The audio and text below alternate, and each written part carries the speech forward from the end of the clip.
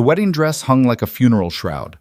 Claire Hawthorne stood trembling in Madison's stolen gown, the veil hiding the tears streaming down her face. Beyond the door waited Damien Calloway, the wheelchair-bound crime lord who collected debts in blood. Her stepmother's final cruelty: substitute the unwanted daughter for the precious one. Claire had scrubbed their floors, starved in silence, watched them destroy everything her father built. Now they were feeding her to a monster to save themselves. But as the doors opened and she saw those dark eyes watching her from across the marble aisle, Claire realized she had no idea what monster really meant. Like this video and comment your city, so I can see how far this story travels. The Hawthorne estate looked like old money because it was old money, the kind that came with portraits and oil and furniture that predated the Civil War. Claire remembered when the chandelier in the entrance hall caught afternoon light just right, scattering rainbows across walls her great-grandfather had commissioned.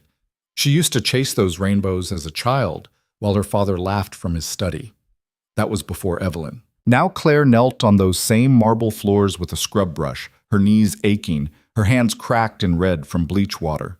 The chandelier still threw light, but she didn't look up anymore. She'd learned not to remember. "You missed a spot." Madison's voice cut through the quiet like nails on glass.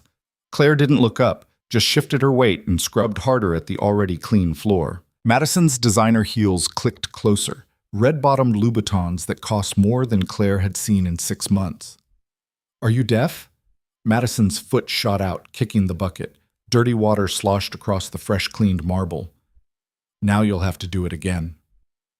Claire's jaw tightened, but she kept her head down. Fighting back only made it worse.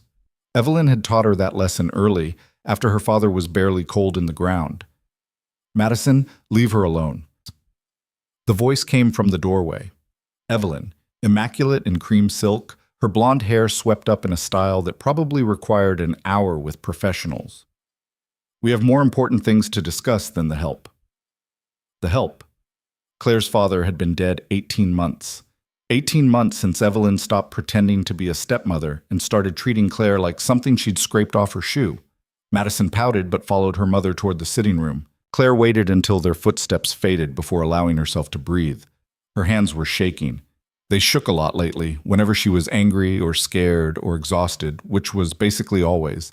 She mopped up the spilled water mechanically, her mind elsewhere. Somewhere around month 3 of this hell, she'd learned to separate her body from her thoughts. Her hands could clean while her mind wandered to before. Before cancer took her mother when Claire was 12. Before her father remarried 2 years later thinking a young widow with a daughter Madison's age would be good for both girls. Before he died suddenly of a heart attack that the doctors said was tragic but not suspicious. Though Claire sometimes wondered, "Claire, my office, now!" Evelyn's voice cracked like a whip. Claire stood slowly, her knees protesting. She left the cleaning supplies in the hall and walked toward what used to be her father's study, now Evelyn's domain. The door stood open. Evelyn sat behind the mahogany desk that had been in the Hawthorne family for 4 generations, looking at Claire like she was calculating her value by the pound. Madison sprawled in one of the leather chairs, examining her nails with theatrical boredom. "Close the door," Evelyn said. Claire obeyed. The click of the latch sounded too loud in the quiet room. Outside the windows, the estate's garden stretched toward the distant tree line. 20 acres of carefully maintained grounds that Evelyn had already put up as collateral for loans Claire wasn't supposed to know about. "We have a situation," Evelyn began, her voice crisp and businesslike. "The Calloway debt is being called in." Claire blinked. "The what?" "Don't play stupid. It's unbecoming."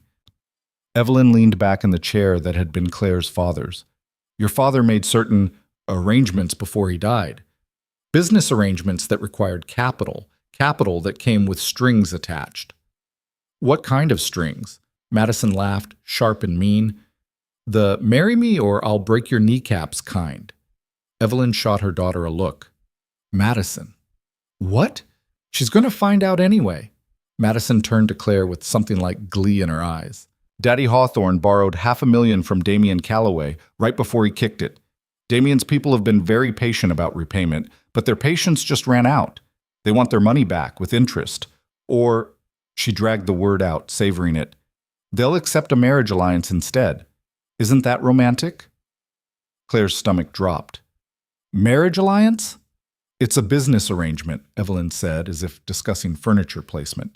The debt is forgiven, and we gain the protection of the Calloway name. In exchange, Madison marries Damien Calloway and fulfills the terms of the original contract. Claire looked at Madison, expecting panic or tears, or at least some kind of reaction. Instead, Madison was smiling, twirling a strand of honey blonde hair around her finger. When? Claire asked. Saturday. Evelyn consulted the calendar on the desk. 3 days from now. 3 days. Claire's mind raced. She knew the name Calloway. Everyone in the city did. Damien Calloway had inherited his father's empire at 25 when Vincent Calloway died in what the papers called a tragic accident, and everyone else called a power play. The younger Calloway was supposedly brilliant and ruthless, confined to a wheelchair after the same accident that killed his father, running a criminal empire from behind closed doors. People whispered about him in the same tone they used for ghost stories. You can't, Claire said, the words escaping before she could stop them. Madison, you can't. Oh, I won't. Madison examined her reflection in a compact mirror, touching up lipstick that didn't need touching up. I'm leaving. Excuse me? Madison snapped the compact shut. Tyler and I are going to California. He's got a friend with a house in Malibu. We're leaving tomorrow night. She stood, smoothing her skirt. So I guess you're off the hook, Mother. No marriage, no alliance. Sorry about your debt problem.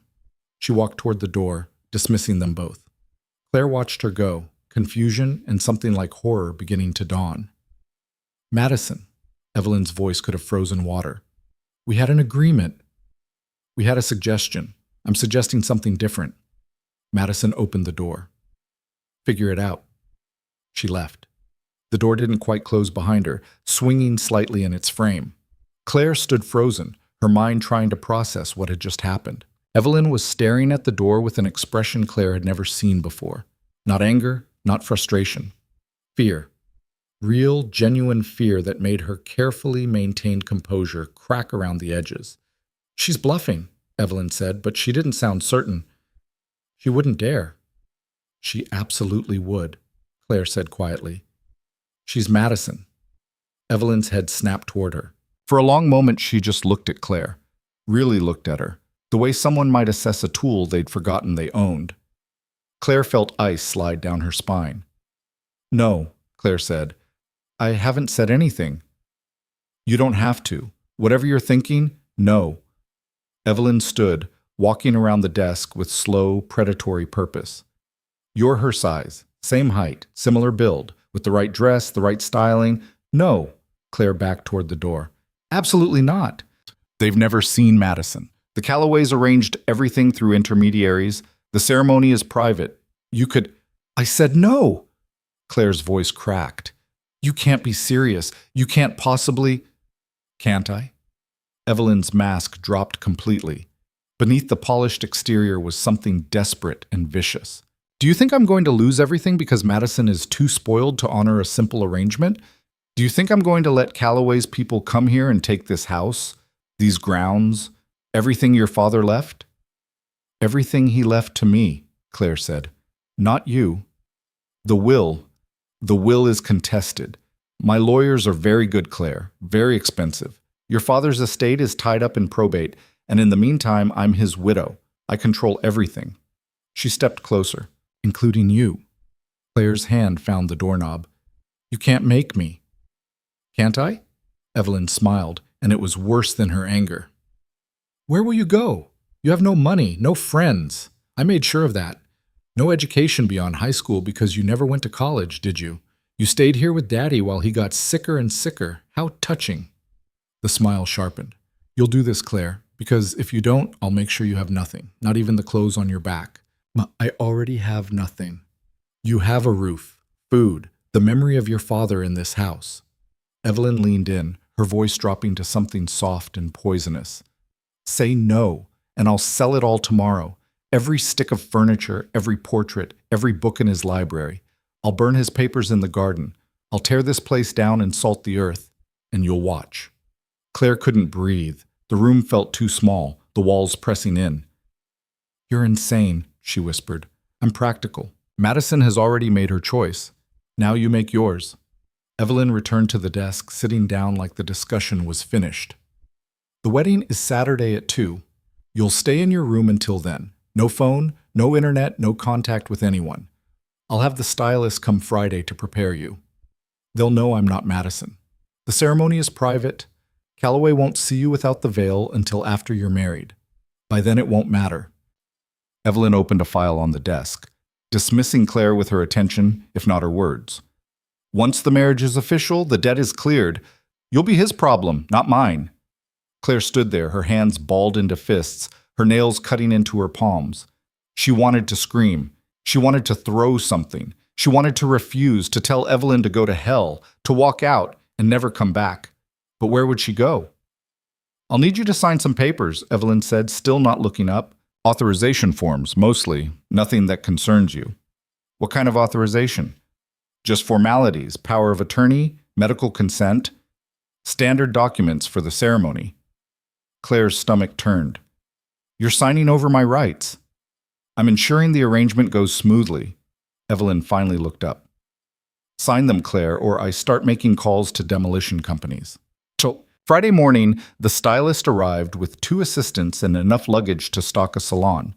Claire sat in her room, the room that used to be the upstairs guest room, the room she'd been moved to after her father died, smaller than her old room, with a single window that overlooked the servants' entrance, while they transformed her into Madison.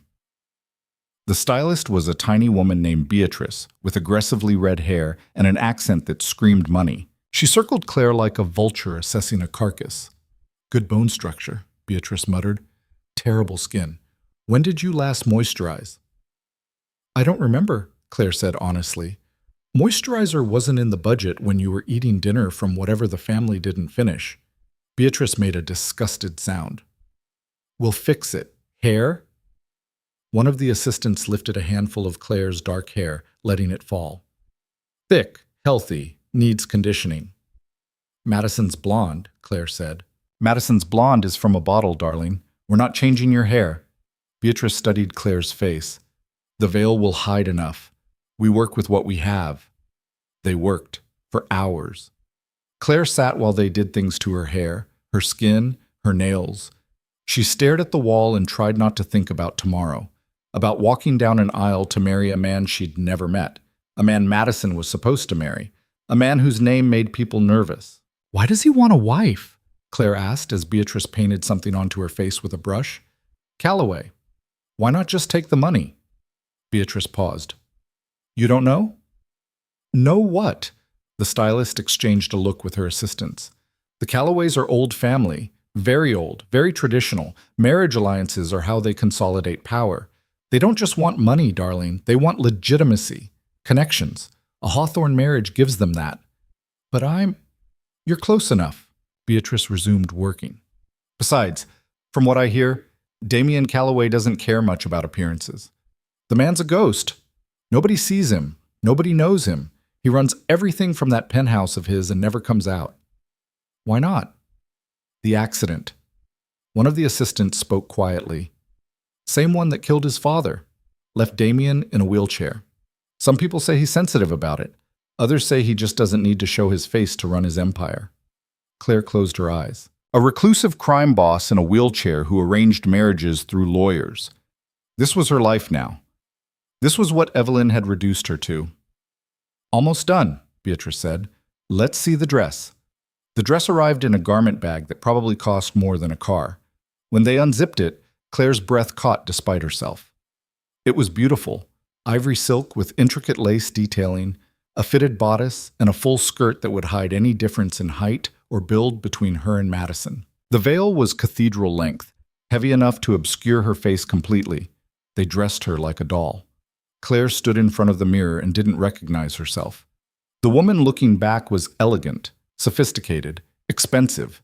Everything Claire hadn't been for 18 months. Perfect, Beatrice pronounced. No one will know the difference. I'll know, Claire said softly. Beatrice met her eyes in the mirror. For a moment, something like sympathy flickered across her face. Then it was gone, replaced by professional detachment. Life tip, darling, she said, packing her brushes. Sometimes the difference between surviving and thriving is knowing when to stop fighting and start adapting. You're getting out of here. That's something. She left with her assistants.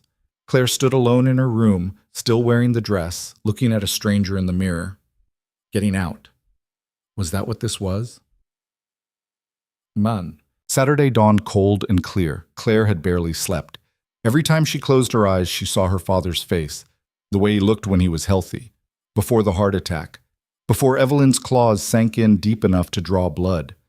"I'm sorry, Daddy," she whispered to the empty room. "I'm so sorry." At noon, Evelyn came. She looked triumphant, her earlier fear replaced by cool satisfaction. "Madison left last night," she said without preamble. "Took Tyler and ran. They're probably halfway to California by now." Claire said nothing. She was already dressed, already styled, already resigned to whatever came next. "The cars are here. Don't mess this up, Claire." Evelyn's eyes were hard. "Smile. Say your vows. Sign the papers. After that, you're his problem." "What if he figures it out?" "He won't. The ceremony is 30 minutes, maybe less. You'll be veiled the entire time. By the time he realizes anything, you'll be married and the debt will be cleared." Evelyn adjusted her own outfit, a tasteful Mother of the Bride ensemble in champagne. "Come, we're running late." The car was a black town car with tinted windows. Claire sat in the back, the dress pooling around her feet, the veil obscuring everything. Evelyn sat beside her in silence. No words of comfort, no acknowledgement of what she was forcing Claire to do. Just silence. They drove through the city toward the financial district. Claire watched buildings pass through the veil's filter. Everything slightly blurred, slightly unreal. She felt like she was floating outside her own body, watching this happen to someone else. The car stopped in front of a building that Claire recognized from the news. Callaway Tower, 60 stories of glass and steel, the crown jewel of the Callaway Empire. The driver opened the door. Evelyn stepped out first, then offered her hand to Claire.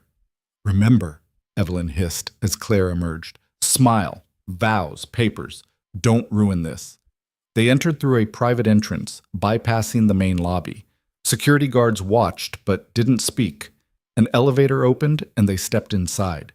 Evelyn pressed the button for the top floor. The penthouse. Claire's heart hammered against her ribs.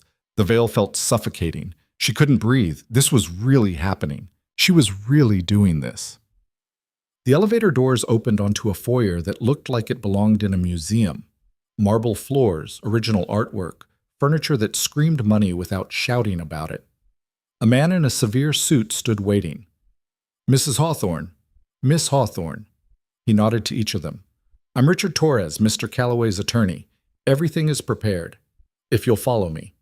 He led them through the penthouse, past rooms Claire couldn't see properly through the veil. Finally, they reached a set of double doors. Torres opened them. The room beyond was surprisingly intimate. Floor-to-ceiling windows overlooking the city. A small setup with chairs for maybe 20 people, though only a handful were occupied. Lawyers, probably, and witnesses. At the far end, an officiant waited in front of the windows. And beside the officiant, in a wheelchair, sat Damien Callaway.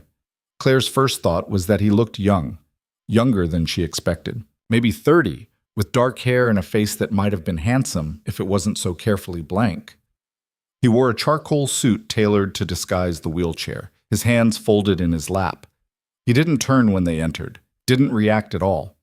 Torres guided Claire down the makeshift aisle. Her legs felt like water. She was going to fall. She was going to collapse right here and ruin everything. But she didn't. She walked, one foot in front of the other, the dress whispering against the floor, until she stood beside the man she was about to marry. Damien Callaway turned his head slightly. Through the veil, Claire couldn't see his expression clearly, but she felt his gaze on her, steady, assessing, impossibly calm. The officiant began speaking. Claire didn't hear the words. Her pulse was too loud in her ears, drowning out everything else. She was dimly aware of the ceremony progressing, of prompts she responded to automatically, of Evelyn standing somewhere behind her like a puppet master pulling strings. "Do you, Madison Catherine Hawthorne, take this man?" "I do," Claire whispered. "Lies. All lies. And do you, Damien Vincent Callaway, take this woman?" I do. His voice was deeper than she expected, quieter. Then by the power vested in me, I now pronounce you husband and wife. The officiant smiled. You may kiss the bride. Panic flooded Claire's system. He was going to lift the veil. He was going to see her face. He was going to know she wasn't Madison. And then Damien's hand moved, slowly, carefully. He reached up, his fingers brushing the edge of the veil. Claire held her breath. He lifted it just enough to reveal her face. His eyes met hers, dark gray, sharp and intelligent, and completely unreadable. For a moment, neither of them moved. Then Damien smiled. It was a small smile, barely there, but unmistakable. Hello, Claire, he said softly. I've been waiting for you. Her knees buckled, the room tilted. Damien's hand shot out, catching her wrist with surprising strength, steadying her before she could fall. Easy, he murmured. We're not done yet. The officiant was talking, declaring them married, but Claire couldn't process it. He knew. He knew who she was. How did he know? Damien's grip on her wrist was firm but not painful. He guided her hand to the arm of his wheelchair, positioning her beside him as the small crowd applauded politely. Evelyn appeared at Claire's other side, her smile brittle. Congratulations, Mr. Calloway. I'm sure you and Madison will be very happy. Damien's eyes slid to Evelyn. I'm sure we will be. Though I should clarify, his voice was pleasant, conversational, with an edge underneath that made Claire's spine straighten. The woman I just married is Claire Hawthorne, not Madison. The color drained from Evelyn's face. I don't know what you would think. Please don't insult my intelligence, Mrs. Hawthorne. Damien's smile didn't waver. I've known for 3 days. Since the moment your other daughter decided California sounded more appealing than honoring her family's obligations. Evelyn opened her mouth, closed it, opened it again. Then why did I proceed with the ceremony? Damien's hand was still on Claire's wrist, his thumb resting against her racing pulse. Because Claire is exactly who I wanted to marry. Madison was always incidental, a placeholder. Your stepdaughter, however, he looked at Claire, something unreadable in his expression, is far more interesting. Claire found her voice, though it came out barely above a whisper. You knew? I make it my business to know things, Claire, especially when someone tries to deceive me. He released her wrist, his hands returning to his lap. Now, if you'll excuse us, my wife and I have some matters to discuss privately. Torres will see you out, Mrs. Hawthorne. But the papers, the debt, is cleared, as agreed. The marriage has been performed and witnessed. Our business is concluded. Damien's voice went flat. You should leave before I remember how much I dislike being lied to. Torres appeared at Evelyn's elbow. This way, ma'am. Evelyn looked between Damien and Claire, her expression cycling through shock, confusion, and finally settling on fury. But she went. Torres escorted her out, closing the doors behind them, leaving Claire alone with her new husband. The silence stretched. Claire's mind raced, trying to understand what had just happened. He knew. He'd known she wasn't Madison and married her anyway. Why? Sit, Damien said, gesturing to a chair near his wheelchair. Before you pass out. You're very pale. Claire sat because her legs wouldn't hold her anymore. Through the windows behind Damien, the city stretched out forever, millions of people going about their lives, completely unaware that Claire Hawthorne's had just been torn apart and reassembled into something completely unrecognizable. I don't understand, she said finally. I know. Damien watched her with those two sharp eyes. Let me explain. Then he stood up. Claire's brain short-circuited. One moment Damien was sitting in the wheelchair, and the next he was standing beside it, tall and solid and completely, obviously not paralyzed. He moved with easy grace, crossing to a side table and pouring 2 glasses of something amber from a crystal decanter. Claire's voice broke. You're not in a wheelchair? No, he returned, offering her one of the glasses. That's been a useful fiction for 3 years.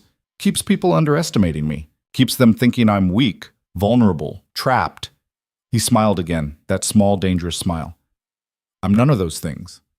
Claire took the glass with shaking hands. Why? Why the deception?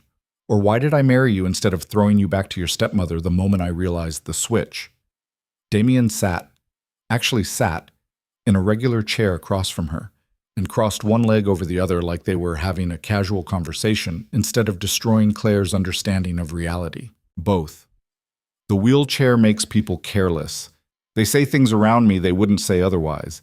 They make moves they wouldn't make if they thought I could retaliate physically. It's been tremendously valuable. He sipped his drink. As for you, I've been watching your situation for months, Claire, since before your stepmother came to me with her debt problem. Watching me? Horror crept up Claire's throat. Why? Because I needed to know who I was really dealing with. The Hawthorns have a reputation, but reputations can be deceiving. So I had people observe. I learned that the old man's widow was bleeding the estate dry, that she was mistreating her stepdaughter, that Madison was spoiled and reckless. His eyes held hers. And that Claire Hawthorne was smart, resilient, and wasted scrubbing floors she should have inherited. Claire couldn't speak, couldn't think. He'd been watching her, for months. While she cleaned and suffered and tried to survive, someone had been taking notes. When Evelyn came to negotiate, she offered Madison without hesitation, Damien continued. Didn't even mention you. That told me everything I needed to know about where the real strength was in that family. So I agreed to the marriage, knowing Madison would run. Women like her always run when things get difficult. He set down his glass. I waited to see what Evelyn would do, and she did exactly what I expected. She sent you instead. You wanted me. Claire's voice sounded distant to her own ears. From the beginning. I wanted someone intelligent enough to understand the position they were in, strong enough to survive it, and desperate enough to accept an unconventional arrangement. Damien leaned forward. You meet all three criteria, Claire. You're exactly what I need. For what? For what comes next. He stood again, moving to the windows. Against the backdrop of the city, he looked like he belonged there. Powerful, controlled, commanding. The Calloway family built its empire on fear and violence. My father believed that was enough. He was wrong. Fear only lasts as long as you can maintain it. Eventually, someone stops being afraid, and they come for you. His jaw tightened. They came for him. They came for me. The accident that put me in this supposed wheelchair? It wasn't an accident. Claire's breath caught. Someone tried to kill you. Someone succeeded in killing my father and assumed I'd be easy to eliminate once I was crippled. They miscalculated. Damien turned to face her. I survived, I recovered, and I spent 3 years letting them think I was weak while I built something stronger than fear. Connections, legitimacy, power that can't be taken with a car bomb. And I'm part of that. You're the foundation of it. The Hawthorne name still means something in this city, even if Evelyn was trying her best to destroy it. Your father was respected, trusted. A marriage to his daughter, his real daughter, not some step relation, gives me legitimacy I can't buy. His expression softened slightly. But that's not the only reason I wanted you. Then what? Because you deserve better than what they gave you. Because you're stronger than they ever understood. Because when I watched you keep going day after day, under circumstances that would have broken most people, he paused, something like respect in his eyes. I thought, there's someone who knows how to survive. Someone who could be a true partner, not just a trophy wife. Claire felt something crack inside her chest. She'd been holding herself together through sheer will for 18 months. Now, sitting in this penthouse with a man she'd just married, a man who'd apparently been watching her suffer and planning this moment, she felt the walls she'd built start to crumble. I don't know how to be what you need, she whispered. You don't have to know yet. That's what I'm here for. Damien crossed back to her, kneeling so they were eye level. Up close, she could see faint scars along his jaw, the kind that came from broken glass and worse. I'm offering you a real marriage, Claire. Not a business arrangement, not a placeholder. Real partnership, real protection, real power. He held out his hand. Take it, and I'll make sure no one ever treats you like you're worthless again. Refuse, and I'll file for an annulment Monday morning. Your choice. Claire looked at his hand, at his face, at the city beyond the windows that had swallowed her whole and spit her out broken. Evelyn had forced her into this. But Damien was offering her a way to make it real, to take control of something that had been done to her and turn it into a choice. Slowly, she reached out and placed her hand in his. I'll try, she said. I don't know if I'll be any good at it. but I'll try. Damien's fingers closed around hers, warm and solid. That's all I'm asking. He stood, pulling her to her feet. For a moment they stood there, two people who'd just bound themselves together through a ceremony built on lies that somehow felt more honest than anything Claire had experienced in 18 months. "Welcome home," Damien said softly. And despite everything, the fear, the confusion, the absolute insanity of her situation, Claire felt something she hadn't felt since her father died. Hope. The penthouse had 6 bedrooms, 4 bathrooms, a kitchen Claire suspected cost more than most houses, and enough space to fit the entire Hawthorne estate inside with room left over. Damien gave her a tour that felt surreal, walking through rooms that were now technically hers, listening to him explain security systems and staff schedules like this was normal. Like she hadn't just married a stranger who'd been secretly watching her life fall apart for months. "This is your room," Damien said, opening a door to a space that made Claire's breath catch. Floor-to-ceiling windows overlooked the city. A king bed with cream-colored linens, a sitting area with furniture that looked comfortable instead of just expensive. "You'll have privacy here. I'm at the other end of the hall." Claire turned to look at him. "Separate rooms?" "Until you want otherwise." His expression was carefully neutral. "I meant what I said, Claire. This is real, but it's yours to navigate at your own pace. I'm not going to force anything." "You already forced a lot." "No. Evelyn forced you. I gave you an option." He leaned against the doorframe. "There's a difference." "Is there?" Claire moved to the windows, pressing her palm against the glass. 60 stories below, traffic moved like blood cells through arteries. "You orchestrated this whole thing. You knew Madison would run. You knew Evelyn would send me instead. You made it happen." "I created an opportunity. You chose to walk through that door." "What choice did I have?" Damien was quiet for a moment. When Claire glanced back, she found him watching her with something that might have been understanding. "You could have refused," he said. "You could have told Evelyn to burn the estate and walked away with nothing. People do that. They choose pride over survival. You didn't." He pushed off the doorframe. "That tells me you understand something most people don't, that survival isn't weakness. It's the only thing that matters." Claire turned fully to face him. In the wedding dress, with the cathedral veil finally removed, she felt exposed and ridiculous. "I need to change. The closet's stocked. I had someone pull clothes in your size." At her look, he added, "From watching you, I could estimate. If things don't fit, there's a tailor on call." "Of course there is." "Claire." He said her name like he was trying to gentle a spooked animal. "I know this is overwhelming. I know you're angry and scared and probably questioning every decision that led to this moment. That's fine. Be angry, but direct it at the right people." His voice hardened. "Evelyn did this to you. Madison abandoned you. I'm the one offering you a way out." "A way out that benefits you?" "Yes. I won't pretend otherwise. This arrangement serves both of us. But unlike your stepmother, I'm not lying about what I want or what I'm offering in return." He moved toward the door. "Get changed. Rest. I have some business to handle. We'll talk more tonight." He left, closing the door behind him. Claire stood in the enormous bedroom, still wearing a wedding dress for a ceremony that felt like a fever dream, and tried to figure out what the hell she was supposed to do now. The closet turned out to be a room unto itself, lined with clothes that looked like they'd been selected by someone who actually understood style.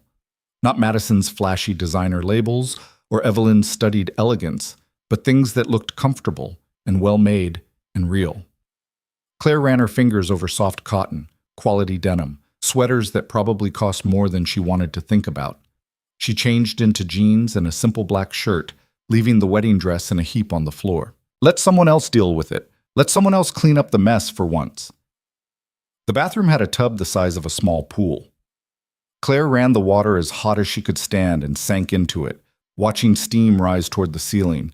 Her hands were still rough from months of cleaning. Her knees still bore faint bruises from kneeling on marble floors. The water stung, but she welcomed it. Pain meant she was still here, still breathing. She stayed until the water went cold, then dried off and crawled into the enormous bed wearing the clothes she'd found in the closet. Soft pajama pants and a t-shirt that felt like heaven against her skin. The sheets were ridiculous. The pillows were ridiculous. Everything about this place was ridiculous. Claire closed her eyes and didn't wake up until morning. Well, sunlight woke her, streaming through windows she'd forgotten to cover. For a moment, Claire didn't remember where she was. Then it all came rushing back. The wedding, the wheelchair, Damien standing up like some kind of magic trick, his hand in hers sealing a bargain she still didn't fully understand. She found Damien in the kitchen, standing at the counter with coffee and a tablet, dressed in dark slacks and a white shirt with the sleeves rolled up. He looked up when she entered. "There's breakfast," he said, gesturing to covered dishes on the counter. "I didn't know what you liked, so I had them make options." Claire lifted one cover to find pancakes. Another revealed eggs and bacon. A third had fresh fruit arranged like art. Her stomach growled. She'd barely eaten in days, too nervous about the wedding to keep anything down. "Thank you," she said, loading a plate. They ate in silence for a few minutes. Claire kept sneaking glances at Damien, trying to reconcile the man in front of her with the rumors she'd heard. He didn't look like a crime boss. He looked like someone who could have been an architect or a professor. Someone normal. "You're staring," he said without looking up from his tablet. "Sorry, I'm just processing." "Take your time." He set the tablet aside. "We should discuss some practical matters. Ground rules, expectations, that sort of thing." "Okay." "First, you're free to move around the penthouse and the building as you please. Security will be with you when you leave, at least initially. That's not negotiable." He held up a hand when Claire started to protest. "I have enemies. They'll see you as leverage once they know we're married. I won't have you getting hurt because I was too stubborn to provide protection." Claire's appetite vanished. "What kind of enemies?" "The kind who plant car bombs and don't lose sleep over collateral damage." His expression darkened. "The kind who think my father's death left a power vacuum they can exploit. They've been circling for 3 years. A new wife gives them a new target." "Great. So I traded one nightmare for another." "No, you traded a nightmare where you had no power and no protection for one where you have both. There's a difference." Damien stood, refilling his coffee. "Second rule, be honest with me. About everything. I don't care if you're angry or scared or having second thoughts. Tell me. I can work with honesty. I can't work with lies." "You want honesty? Fine." Claire pushed her plate away. "I think this whole thing is insane. I think you're either crazy or playing some game I don't understand. I think marrying me to get legitimacy is the stupidest plan I've ever heard, because everyone knows the Hawthorne fortune is gone and Evelyn's been destroying the family name for over a year. And yet here you are. Because I had nowhere else to go." The words burst out before Claire could stop them. "Because Evelyn took everything and I was too tired to fight anymore. Because I'm scared and lost and I don't know how to be whatever you need me to be." Damien set down his coffee and crossed to where she sat. He pulled out the chair beside her and sat, close enough that she could see the small scar above his left eyebrow, the gray flecks in his dark eyes. "I don't need you to be anything except yourself," he said quietly. "That's the point. Madison would have been useless, spoiled, shallow, more interested in her reflection than anything real. But you?" He tilted his head slightly. "You know how to work, you know how to survive. You know what it's like to have nothing and keep going anyway? That's worth more than any name or fortune." "Then why the whole legitimacy speech?" "Because that's part of it, not all of it." He leaned back. "My father built his empire on fear. When he died, that fear started dying with him. I've spent 3 years rebuilding, but differently, making actual business connections, cleaning up operations, turning us into something that looks legitimate from the outside while maintaining the power that keeps us protected on the inside." He met her eyes. "The Hawthorne name helps with that, but the woman carrying it helps more. You have something Madison never did. You understand consequences. You know what it's like when things fall apart." Claire absorbed that. "So I'm your project, your fixer-upper. You're my partner if you choose to be." Damien stood. "I have meetings this morning. Take the day to explore. Rest. There's a library if you want to read, a gym if you need to burn off energy. Torres will be here if you need anything." "The lawyer?" "Among other things. He manages most of my legitimate operations." Damien grabbed his jacket from the back of a chair. "Oh, and Claire? Your stepmother called 3 times last night and twice this morning. I haven't answered. When I do, what would you like me to tell her?" Claire's hands clenched on the edge of the table. Just hearing that Evelyn had called made her stomach twist with old fear, old habits of submission. Then she remembered where she was, who she'd just married, that Evelyn couldn't touch her anymore. "Tell her we're very happy," Claire said. "Tell her the debt is cleared and our business is done. Tell her—" She paused, feeling something fierce uncurl in her chest. "Tell her I said thank you for the wedding gift." Damien's smile was sharp and approving. "I'll do exactly that." He left. Claire sat alone in the enormous kitchen, surrounded by more food than she could eat, in a penthouse she now apparently lived in, married to a man she'd met yesterday. She should have been terrified. Part of her was. But another part, a part that had been buried under 18 months of abuse and exhaustion, felt something else entirely. Free. Ishet. Torres arrived an hour later, finding Claire in the library. It was a beautiful room, 2 stories tall, with a spiral staircase and walls lined with books that looked actually read rather than decorative. Claire had pulled down a volume on urban development and was curled in a leather chair by the windows when he knocked softly on the open door. "Mrs. Calloway?" He still wore the severe suit from yesterday, but his expression was less formal. "I hope I'm not disturbing you." "It's fine. And please, call me Claire. Mrs. Calloway makes me feel like someone's grandmother." "Claire, then." Torres entered, carrying a leather portfolio. "I wanted to go over some paperwork with you. Estate documents, mostly, bank accounts, credit cards, that sort of thing." Claire set the book aside. "Damien mentioned you manage his legitimate operations." "Among other things." Torres settled into a chair across from her, opening the portfolio. "I've worked for the Calloway family for 10 years. Started as a junior associate, worked my way up. I handle everything from real estate acquisitions to business contracts to—" He paused. "More sensitive arrangements." "Like marriage contracts?" "Precisely." He slid a document across to her. "This is the formal agreement regarding the Hawthorne debt. As of yesterday's ceremony, it's been cleared in full. Your stepmother no longer has any financial claim against you or the estate." Claire scanned the document. Legal language swam before her eyes, but the key points were clear enough. Debt satisfied, obligation fulfilled. What about the estate itself? Evelyn said she controls everything through probate. She lied. Your father's will was very specific. Everything was left to you, with your stepmother receiving only a small trust for living expenses. The probate was manufactured. Evelyn's lawyers delayed proceedings, hoping to drain enough assets that by the time you inherited, there'd be nothing left. Torres pulled out another document. "However, given your marriage and Mr. Calloway's resources, we can fast-track the probate and have everything transferred to your name within 60 days. Claire's breath caught. "The estate? The house?" "Everything. Your stepmother will be removed as executor. You'll have full control." Torres's expression softened slightly. "Your father tried to protect you, Claire. He just didn't anticipate dying before you turned 21. The will specified that everything be held in trust until then, with your stepmother as temporary guardian. She took advantage."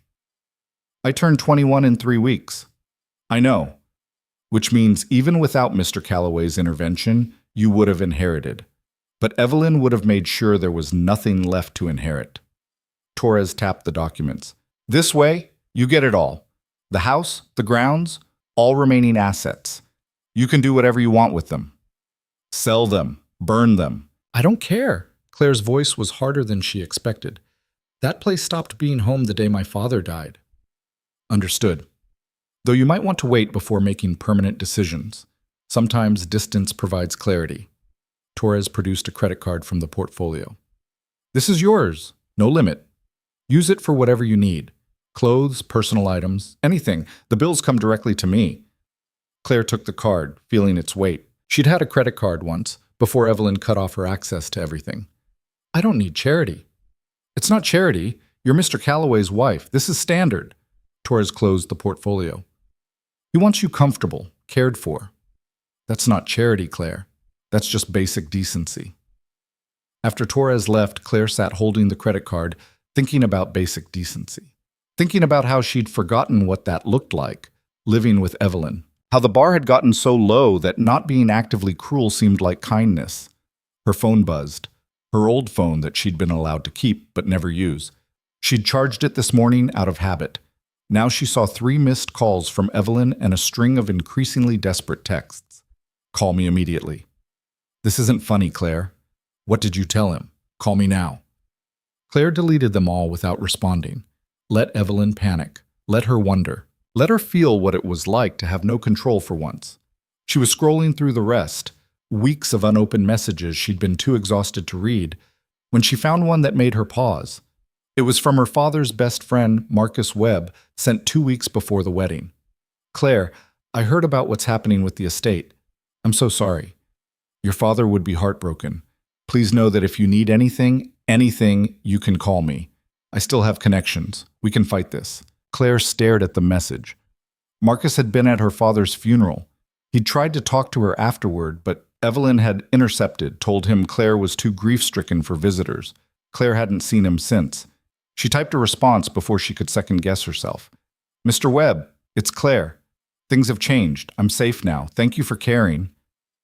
She hit send, then turned off the phone. That was enough of the past for one day. Damien returned late that afternoon, looking tired in a way that made Claire realize this was the first time she'd seen him show any sign of strain. He loosened his tie as he walked through the door, then paused when he saw her curled on the couch with a book. How was your day? He asked. Weird. Quiet. Torres brought me paperwork. Claire set the book aside. He said I could get the estate back. If you want it. Damien poured himself a drink from the bar cart. You don't have to decide now. I already decided. I don't want it.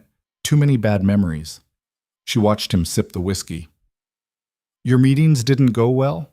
How can you tell? You look like you've been fighting, or want to fight. Damien laughed, short and sharp. Perceptive. No, the meetings didn't go well. I'm consolidating territory, which means convincing people who've gotten comfortable in the last 3 years that comfortable is over. Some are adjusting better than others. What happens to the ones who don't adjust? They make different arrangements. His tone suggested those arrangements weren't pleasant. Don't worry about my work, Claire. That's my problem. We're married. Doesn't that make it my problem too? No, that's one of the ground rules I forgot to mention. Damien settled into a chair across from her. My work stays separate. You don't ask questions, you don't get involved, you don't try to fix anything. That part of my life is mine. What about the part where your enemies target me? I'll handle it. By keeping me locked in this penthouse forever? By making sure you're protected when you leave it. His jaw tightened. This isn't negotiable, Claire. They stared at each other. Claire felt that same fierce thing from earlier rising in her chest. The thing that had been crushed down for so long she'd forgotten it existed. The thing that refused to be told what to do anymore. I'm not a prisoner, she said quietly. I never said you were. You're treating me like one. Protection, guards, rules about where I can go and what I can know. How is that different from what Evelyn did? Because I'm keeping you alive. Damien's control cracked slightly. Because the people who killed my father and tried to kill me won't hesitate to hurt you if they think it'll weaken me.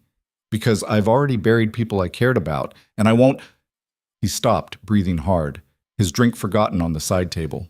Claire processed that. Who? What? Who did you bury, besides your father? Damien's expression shuddered. That's not relevant. You just said I should be honest with you about everything. Doesn't that go both ways? He was quiet for a long moment. Then he stood, walked to the windows, and spoke without turning around. Her name was Sophie, my younger sister. She was 16 when they came after us. The bomb was meant for me and my father. She was just in the wrong place at the wrong time. His voice was flat, emotionless in the way that meant too much emotion to control. I couldn't protect her. I was too focused on my father, on trying to get him out of the car. By the time I realized Sophie was hurt, it was too late. Claire's throat tightened. I'm sorry. Don't be. It's not your fault. Damien turned to face her. But now you understand why I'm not flexible about security. Why I need to know you're safe. I won't go through that again. I get it. I do. But Damien... Claire stood, crossing to him. You can't protect me by keeping me in a cage. That's not living. That's just surviving. And if I wanted to just survive, I could have stayed with Evelyn. That's not fair. Maybe not, but it's true. She met his eyes. I'll follow your security rules. I'll take the guards. But don't shut me out of everything and expect me to just accept it. I'm your wife now. That means something, doesn't it? Damien studied her face, and Claire saw the moment he made a decision. All right, what do you want to know? Everything. Start with why someone wanted you dead badly enough to blow up a car. He smiled slightly. That's a long story. I've got time. They talked until midnight. Damien told her about his father's empire, how Vincent Calloway had built it through violence and intimidation, making enemies faster than allies. How those enemies had finally organized 3 years ago, deciding the Calloways had grown too powerful, too entrenched. How they'd planted the bomb thinking it would decapitate the organization. They didn't count on me surviving, Damien said, or on me being smarter than my father about how to run things. Vincent believed in ruling through fear. I believe in ruling through inevitability. Make yourself so necessary that removing you costs more than tolerating you. Is that what I am? Necessary. You're becoming it. He looked at her steadily. The legitimacy angle is real, Claire. But more than that, having you here, having a partner I can trust, that matters more than you know. I've been alone in this for 3 years. Torres is loyal, but he's an employee. I need someone who's actually on my side. What if I mess it up? I don't know how to be a crime boss's wife. Good. Neither did I know how to be a crime boss when my father died. We'll figure it out together. Damien stood, offering his hand. Come on, I want to show you something. He led her through the penthouse to a room she hadn't explored yet. When he opened the door, Claire's breath caught. It was an office, but not like any office she'd seen. One wall was entirely glass, overlooking the city. The other walls were covered with maps, photographs, documents connected by red string like something from a detective movie. This is my war room, Damien said, where I track everything. Territory, operations, threats. He pointed to different sections. These are the people who tried to kill us. The Morelli family controls the south side. The Jang Syndicate has the ports. The Volkov brothers handle trafficking I'm trying to shut down. Claire moved closer, studying the photographs. Faces that looked normal. Middle-aged men in suits. Women with kind smiles.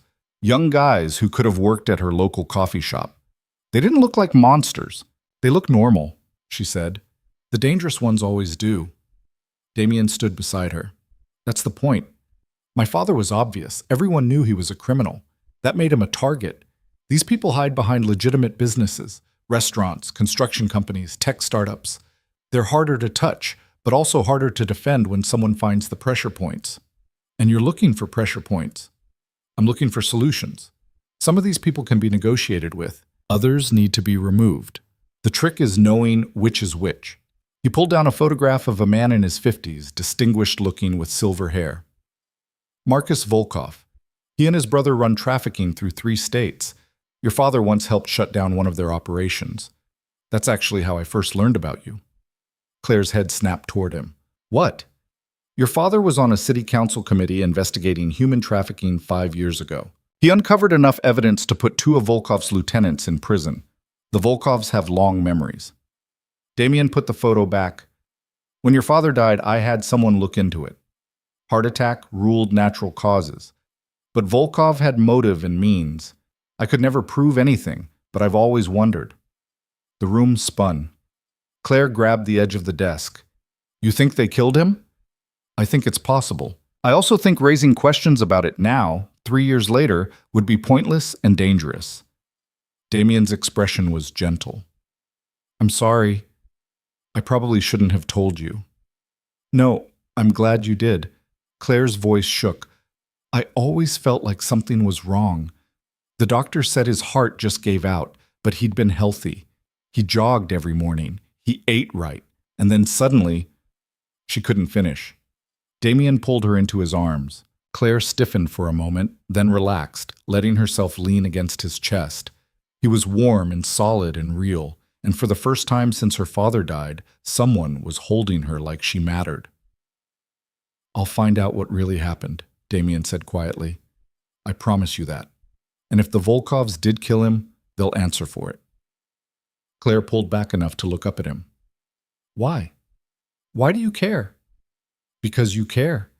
Because your father deserved better than what they gave him. Because, Damien paused, his hand coming up to cup her face. Because you're mine now, Claire, and I protect what's mine. He kissed her then, soft and careful, giving her space to pull away if she wanted. Claire didn't pull away. She kissed him back, pouring 18 months of grief and anger and loneliness into it, and Damien matched her, his hands steady on her waist, anchoring her. When they finally broke apart, both breathing hard, Claire rested her forehead against his chest. "This is crazy," she whispered. "Probably. We barely know each other. We'll learn. I'm still angry about the whole watching me for months thing." "Fair enough." Damien's chest rumbled with quiet laughter. "For what it's worth, I'm not good at this either. Relationships, trust, any of it. I've spent 3 years teaching myself not to need anyone. Having you here is complicated." "Good complicated or bad complicated?" "Too early to tell. Ask me in a month." He stepped back, putting space between them. "It's late. You should sleep." Claire nodded, suddenly exhausted. The day had been too long, too strange, too full of things she couldn't process. But as she moved toward the door, she paused. "Damien, thank you for telling me about my father, for not lying." "Always," he said. "That's the deal, remember? Honesty." Claire went to bed feeling like maybe, just maybe, she'd made the right choice after all. The first week passed in a blur of adjustment.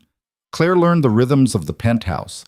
Damien up before dawn, coffee made by the time she wandered into the kitchen, gone to meetings by 8. Torres appeared most afternoons with paperwork or updates.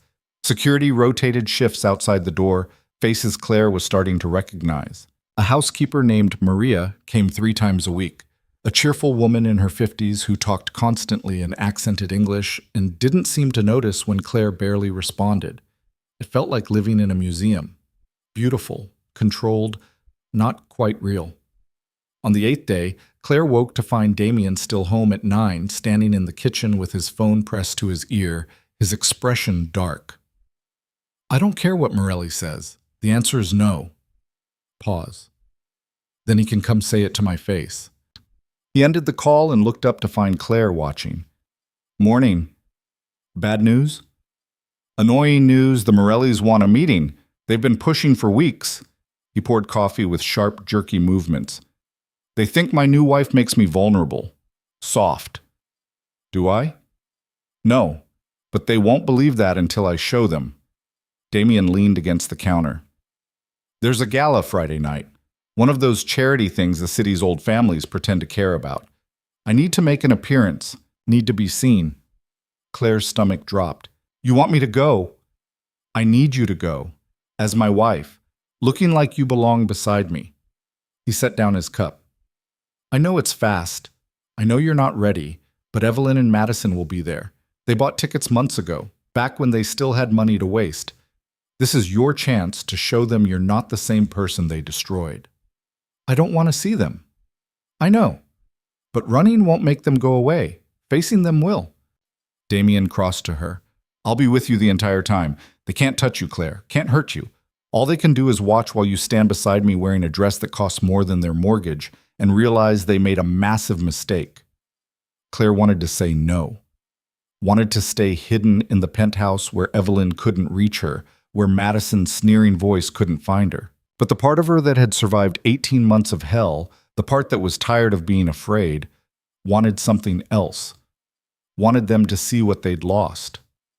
"Okay," she said. "I'll go." Damien's smile was sharp and satisfied. "Good. I've already called in a stylist. She'll be here Thursday." "You were that sure I'd say yes?" "I was that sure you'd understand the opportunity when you saw it." He grabbed his jacket. "Torres is taking you shopping today. You need jewelry, real pieces, not costume. The kind that make a statement." "I don't know anything about jewelry." "Torres does. Trust him." Damien paused at the door. "And Claire, when we walk into that gala, I want you to remember something. You're not the girl who scrubbed their floors. You're Claire Calloway now, my wife, my equal. Act like it." He left before she could respond. Claire stood in the kitchen, her coffee going cold, trying to figure out if she was excited or terrified. Both, probably.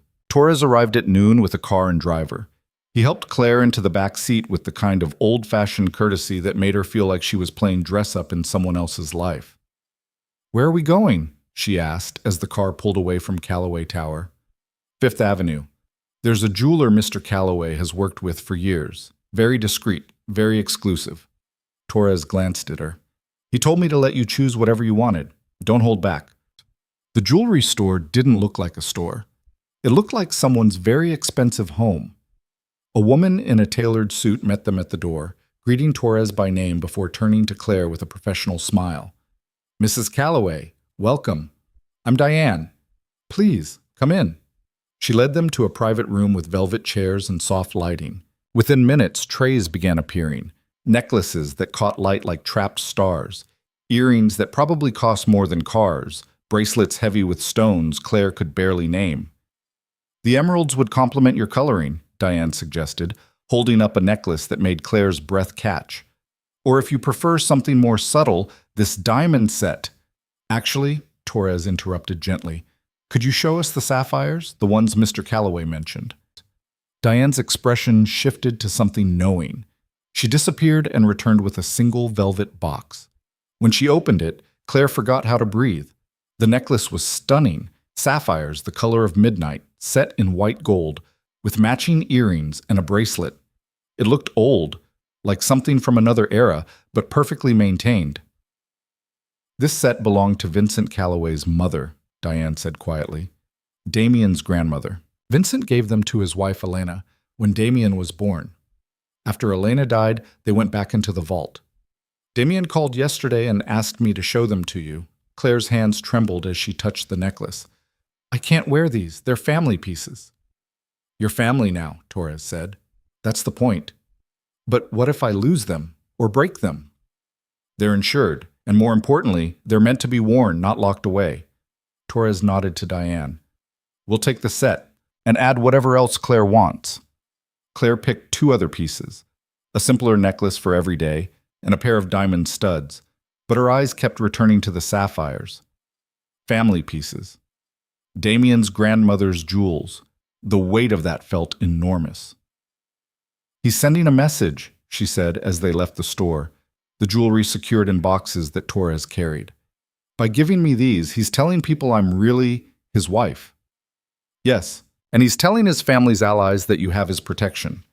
Those sapphires are famous in certain circles. Everyone will know what it means when you wear them." Torres helped her back into the car. "You're nervous about Friday?" It wasn't a question. Claire nodded anyway. "Don't be. You'll be the most protected person in that room. Damien's made it clear that anyone who disrespects you answers to him." Torres settled into his seat. "For what it's worth, I think you're good for him. He's different since you arrived. Less isolated. We barely know each other. Time doesn't equal understanding. Some people spend years together and never really see each other. You and Damien saw each other clearly from the start. That's rare." Claire thought about that as they drove back to the tower. About Damien watching her for months, seeing her strength when everyone else saw weakness. About how he'd stood up from that wheelchair and offered her a choice instead of a cage. Maybe Torres was right. Maybe they'd seen each other clearly because they both knew what survival looked like. When she got back to the penthouse, she found Damien in his office, staring at the wall of photographs with an intensity that made her pause in the doorway. "Everything okay?" she asked. He turned and she saw the tiredness around his eyes. "Morelli's pushing harder, wants the meeting this week, before the gala." "Are you going to give it to him?" "I don't have much choice. Refusing makes me look weak, but agreeing gives him leverage." Damien rubbed his face. "He'll bring up you, try to make it seem like I'm distracted. Soft." "What are you going to do?" "Bring you with me." Claire blinked. "What?" "To the meeting. I want him to see you, see us together, make it clear you're not a weakness. You're part of the strategy." Damien crossed to her. "Unless you're not ready for that." "I thought you didn't want me involved in your work." "I don't want you in danger. There's a difference. This meeting will be in neutral territory with witnesses. Morelli won't try anything. But seeing you there, seeing that I trust you enough to bring you, that sends a message." Claire considered. Part of her wanted to refuse, to stay safe in the penthouse. But she was tired of being safe. Safe had gotten her nowhere for 18 months. When? She asked. Tomorrow, 2 o'clock. A restaurant downtown that Morelli owns. I'll have security outside and Torres will be there. Damien watched her carefully. You don't have to do this. Yes, I do. You said I'm your equal. Time to start proving it. The next afternoon, Claire dressed in one of the outfits Torres had helped her pick, a black dress that was elegant without being flashy, paired with the diamond studs from the jewelry store. Simple, but expensive. She looked in the mirror and saw someone who might actually belong beside Damien Calloway. The drive downtown felt too short. Damien sat beside her in the car, his hand resting on her knee, steady and warm. Morelli's going to test you, he said. Try to make you uncomfortable. Don't let him see it work. Just stay calm and let me do the talking. What if he asks me direct questions? Answer honestly. You're not hiding anything. Damien's jaw tightened. He might mention your stepmother. Might try to embarrass you. Remember that his opinion doesn't matter. Only mine does.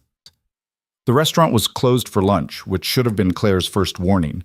Damien's security swept the place before letting them enter. Inside it was dim and quiet, smelling of garlic and wine. A man sat at a corner table, 50s, overweight, expensive suit that didn't quite fit. 2 younger men flanked him, clearly muscle. Calloway.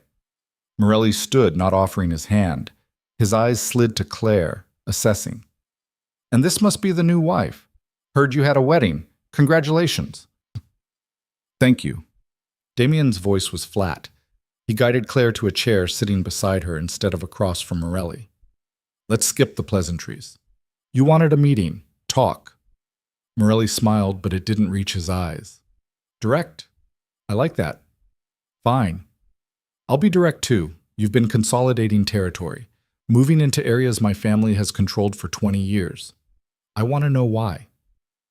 Because those areas were being mismanaged, drugs in schools, girls being trafficked. It's bad for business and worse for the city. Damien's expression was cold. I'm cleaning it up.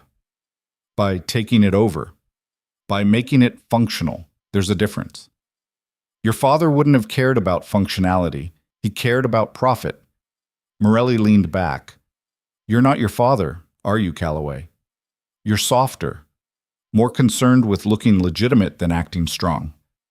I'm concerned with building something that lasts longer than one generation. My father's approach got him killed. I learned from his mistakes. Morelli's eyes flicked to Claire again. Heard you married a Hawthorne. Old money family, good bloodlines.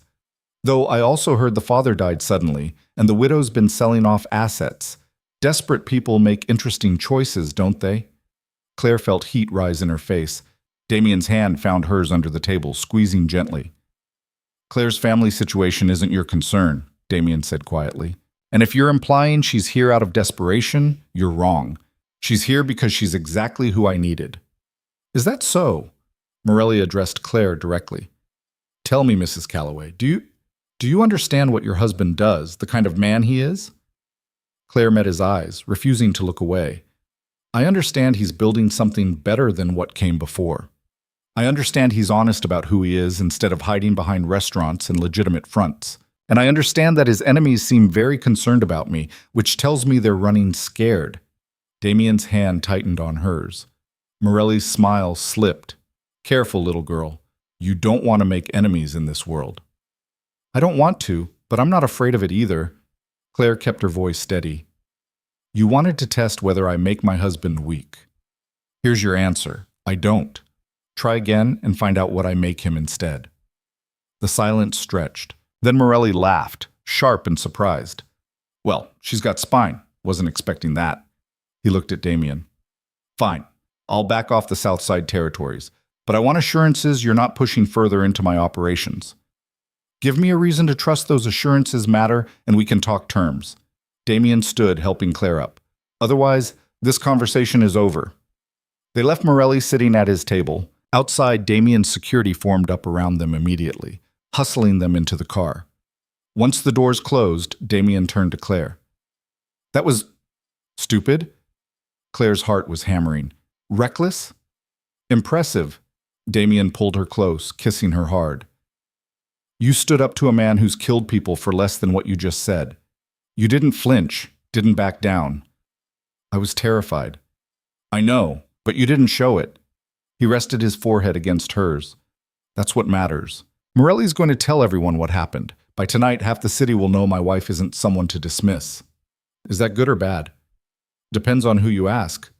But it's definitely interesting. Damien settled back, keeping his arm around her. How do you feel? Claire thought about it. Her hands were shaking and her pulse was still racing, and part of her wanted to scream. But underneath all that was something else, a fierce, bright satisfaction. Alive, she said. I feel alive. Thursday evening, the stylist arrived with an assistant and enough garment bags to outfit a small army. Her name was Vivian, and she looked like she'd stepped out of a fashion magazine, angular and elegant with silver hair cut in a severe bob.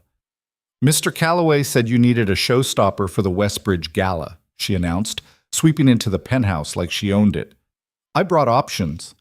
The options were incredible, gowns in every color, each more beautiful than the last. Claire tried on dress after dress while Vivian circled her like a hawk, making small noises of approval or disapproval. Too young, too safe, too obvious. She held up a deep burgundy gown with a plunging neckline. This one. Try this. Claire slipped into it, and when she looked in the mirror, she barely recognized herself. The dress hugged every curve, the color making her skin glow. It was sophisticated and daring and absolutely nothing like anything she'd worn before. Perfect, Vivian pronounced. Pair it with the sapphires, and you'll stop traffic. It's a lot, Claire said, turning to see the back. I don't know if I can pull this off. You already are pulling it off. The dress is just decoration. Vivian started packing up the rejected options. Mr. Calloway told me about your stepmother, said she'll be at the gala, said you need to look untouchable. He told you that? He tells me everything. I've been styling the Calloway family for 15 years, dressed his mother for events before she died. Vivian's expression softened slightly. He's trying to protect you. Let him. When Damien came home that night, Vivian insisted on showing him the dress. Claire stood in the living room feeling exposed while Damien looked at her with an expression she couldn't quite read. That's the one, he said finally. You're sure? It's perfect. You're perfect. He crossed to her, taking her hands. Tomorrow night, everyone's going to be watching us. Let them look. Let them see what I see. And what's that? Someone who refuses to stay broken. Someone who turns pain into strength. He kissed her forehead. Someone who makes me want to be better than my father ever was. Friday night arrived too fast. Claire spent the afternoon getting ready, hair swept up in an elegant twist, makeup done by a professional who made her look like a stranger. When she finally put on the burgundy dress and the sapphire necklace, she stood in front of the mirror and saw someone powerful looking back. Damien was waiting in the living room, wearing a tuxedo that probably cost more than a car. He looked devastating, dark and dangerous, and completely in control. When he saw her, something flickered in his eyes that made Claire's breath catch. You're going to cause a riot, he said. Is that the goal? The goal is making sure Evelyn and Madison choke on their regrets. If a riot happens, that's just bonus. He offered his arm. Ready? No, but let's go anyway. The gala was being held at the Westbridge Hotel, a historic building downtown that dripped old money from every chandelier. Cars lined up outside, guests in evening wear climbing the steps. Claire's hands were ice cold despite the warm evening. Damien's security swept them through a side entrance, avoiding the main crowd. Torres met them in a private hallway. Everything's set, he said quietly. Your table is front and center. The Hawthorns are 3 tables back on the left. I've made sure you won't have to interact unless you choose to. Who else is here that I should know about? Damien asked. Half the city council, 3 judges, the mayor, several families from your father's generation. Torres glanced at Claire. Also Marcus Webb. He's been asking about you. Claire's head snapped up. My father's friend? The same. He's on the charity board. Apparently he's been trying to reach you.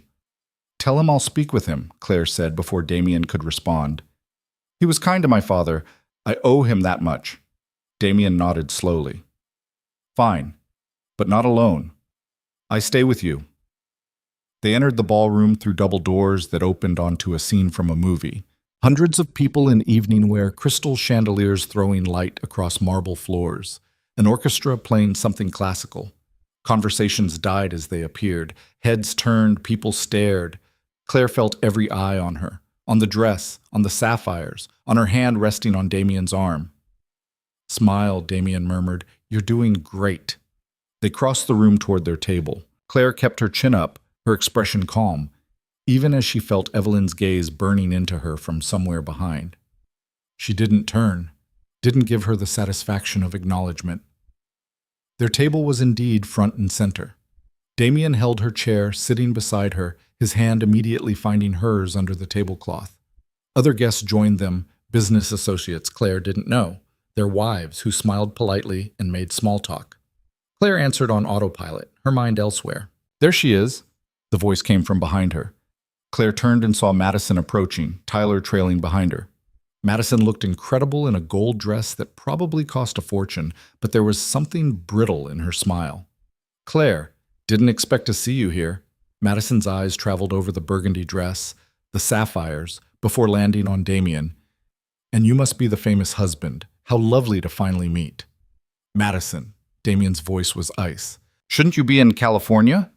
"That didn't work out. Turns out Malibu's expensive when you're broke." Madison's smile sharpened. "But I'm sure you knew that. You knew a lot of things, didn't you? Like how my mother was going to substitute Claire at the wedding?" "I knew. I approved it." Damien stood, putting himself between Claire and Madison. "Now, if you'll excuse us, we have better company to keep." "Did Claire tell you she used to clean our floors?" Madison's voice rose slightly. "Did she mention how she'd scrub on her hands and knees while I walked past?" "That's who you married, Calloway, the help." "What I married," Damien said quietly, dangerously, "is the woman your family was too stupid to value. The woman who's stronger than you'll ever be. The woman wearing my grandmother's jewels and standing beside me while you're here begging for attention." He leaned in slightly. "Walk away, Madison, before you embarrass yourself further." Madison's face flushed red. Tyler grabbed her arm, pulling her back toward their table.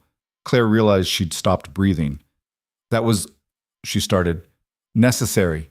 She needed to know where things stand." Damien sat back down. "You okay?" Claire nodded, not trusting her voice. Across the room, she caught sight of Evelyn watching them, her expression unreadable. Their eyes met for one long moment. Then Evelyn looked away first. Claire felt something inside her chest uncurl. For 18 months, Evelyn had controlled everything. Her life, her home, her future. Now she couldn't even hold Claire's gaze. "I need air," Claire said suddenly. Damien stood immediately. "I'll come with you." "No, stay. I'll just be a minute." She touched his hand. "I promise I'm okay. I just need a moment." She escaped to a balcony overlooking the hotel gardens. The night air was cool against her overheated skin. She leaned against the railing, breathing deep, trying to process everything. Claire Hawthorne. Or should I say, Claire Calloway now? She turned to find Marcus Webb standing in the doorway.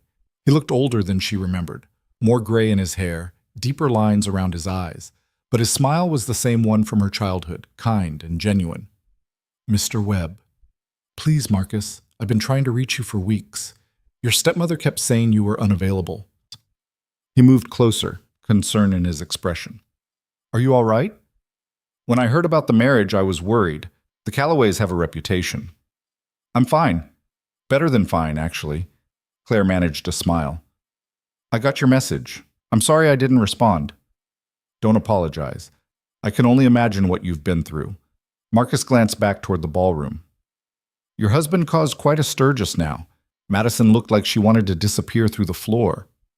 "She deserved it. I'm sure she did. Evelyn's been bad-mouthing you to anyone who'll listen, saying you manipulated your way into the marriage, that you're after Calloway's money." Marcus's expression hardened. "I've been correcting those stories when I can. Your father would be ashamed of how she's treating you." Claire's throat tightened. "Thank you. That means a lot." "He loved you so much, Claire. Everything he did was to protect you. That's why I was so worried when I heard about Evelyn's maneuvering with the estate." Marcus paused. "I've been doing some digging. Your father's death, I think there's more to it than we were told." Claire went very still. "What do you mean?" The heart attack was sudden, too sudden for someone as healthy as he was. And Evelyn benefited tremendously from his death, gained control of everything, cut you out completely. Marcus looked uncomfortable.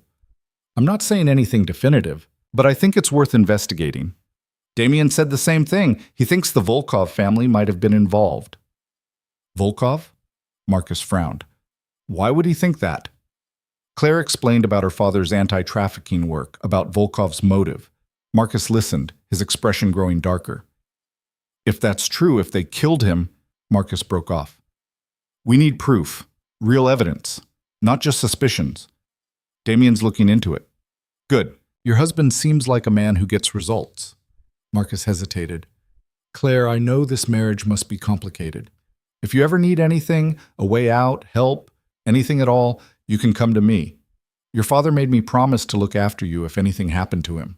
I'm keeping that promise. I appreciate that, but I don't need a way out. I chose this.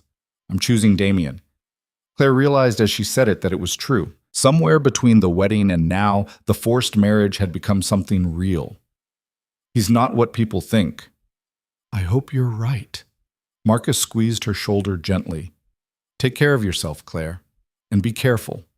The Calloway's world is dangerous. He left, and Claire stood alone on the balcony, thinking about her father, about Volkov, about Evelyn, and whether she'd been part of it too. There you are. Damien stepped onto the balcony. Torres said Webb found you. Everything okay? He thinks my father's death is suspicious too. Says we should investigate. Claire turned to face him. Can we? Can we prove what happened? I'm already working on it, quietly. If Volkov was involved, he's covered his tracks well. But everyone makes mistakes eventually. Damien pulled her close. I promise you, Claire. If they killed him, they'll answer for it. Claire rested her head against his chest, feeling his heartbeat steady under her ear. I believe you. They stayed like that for a long moment before returning to the ballroom. The rest of the evening passed in a blur of conversations and dances. Damien introduced Claire to dozens of people, business associates, old family friends, city officials. Everyone treated her with respect tinged with curiosity, clearly trying to figure out who she really was. Through it all, Claire felt Evelyn's eyes on her, but she didn't approach, didn't try to talk. Just watched from a distance while Claire stood beside Damien, wearing sapphires that had belonged to his grandmother, claiming her place in a world Evelyn had tried to steal. They left before midnight, exhausted and ready for quiet. In the car, Claire kicked off her heels and leaned against Damien's shoulder. You survived, he said. We survived. True. Think you're ready for more of these? Not really, but I'll do them anyway. Claire looked up at him. This is my life now. Might as well get good at it. Damien smiled, kissing the top of her head. That's my girl. And for the first time since her father died, Claire felt like maybe she was exactly where she needed to be. The morning after the gala, Claire woke to find Damien already gone and a note on his pillow. Meeting with investigators about your father. Back by noon. Don't answer the door for anyone except Torres. She sat up, her mind immediately racing. Investigators. Evidence. The possibility that her father's death wasn't natural after all. Her phone buzzed with a text from a number she didn't recognize. Against her better judgment, she opened it. We need to talk, please. I know you hate me, but this is important. Madison. Claire stared at the message for a long moment before deleting it. Whatever Madison wanted could wait forever as far as she was concerned. But 10 minutes later, another text came through. Then another. I'm not lying. Mom's planning something. Something bad. Please, Claire, I know I don't deserve your help, but you need to know. She's going to the press. About the wedding. About you being a substitute. She wants to destroy your marriage. That got Claire's attention. She typed back quickly. Why would you tell me this? The response came almost immediately. Because I'm not completely horrible. And because Mom's gone crazy. She's obsessed with ruining you. I tried to talk her out of it, but she won't listen. What does she want? Money. She thinks if she exposes the fraud, she can sue Damien for the debt back. Says she has proof you weren't the intended bride. Claire's stomach dropped. She called Damien immediately. He answered on the first ring. What's wrong? Madison just texted. She says Evelyn's going to the press about the wedding. Says she has proof I was a substitute and wants to sue you for the debt. Damien was quiet for a moment. When? I don't know. Madison just said Mom's planning it. Okay. Don't panic. I'm handling it. His voice was calm, controlled. Stay in the penthouse. I'll be home in an hour. We'll deal with this together. He hung up. Claire sat on the edge of the bed, her hands shaking. Everything she'd built in the past 2 weeks, the safety, the security, the feeling that maybe she'd finally escaped, all of it suddenly felt fragile. Torres arrived 20 minutes later, letting himself in with a key. He found Claire in the kitchen, trying to make coffee and failing because her hands wouldn't stay steady. Let me, he said gently, taking over. Damien called, told me about the Evelyn situation. Can she really sue? Can she get the debt reinstated?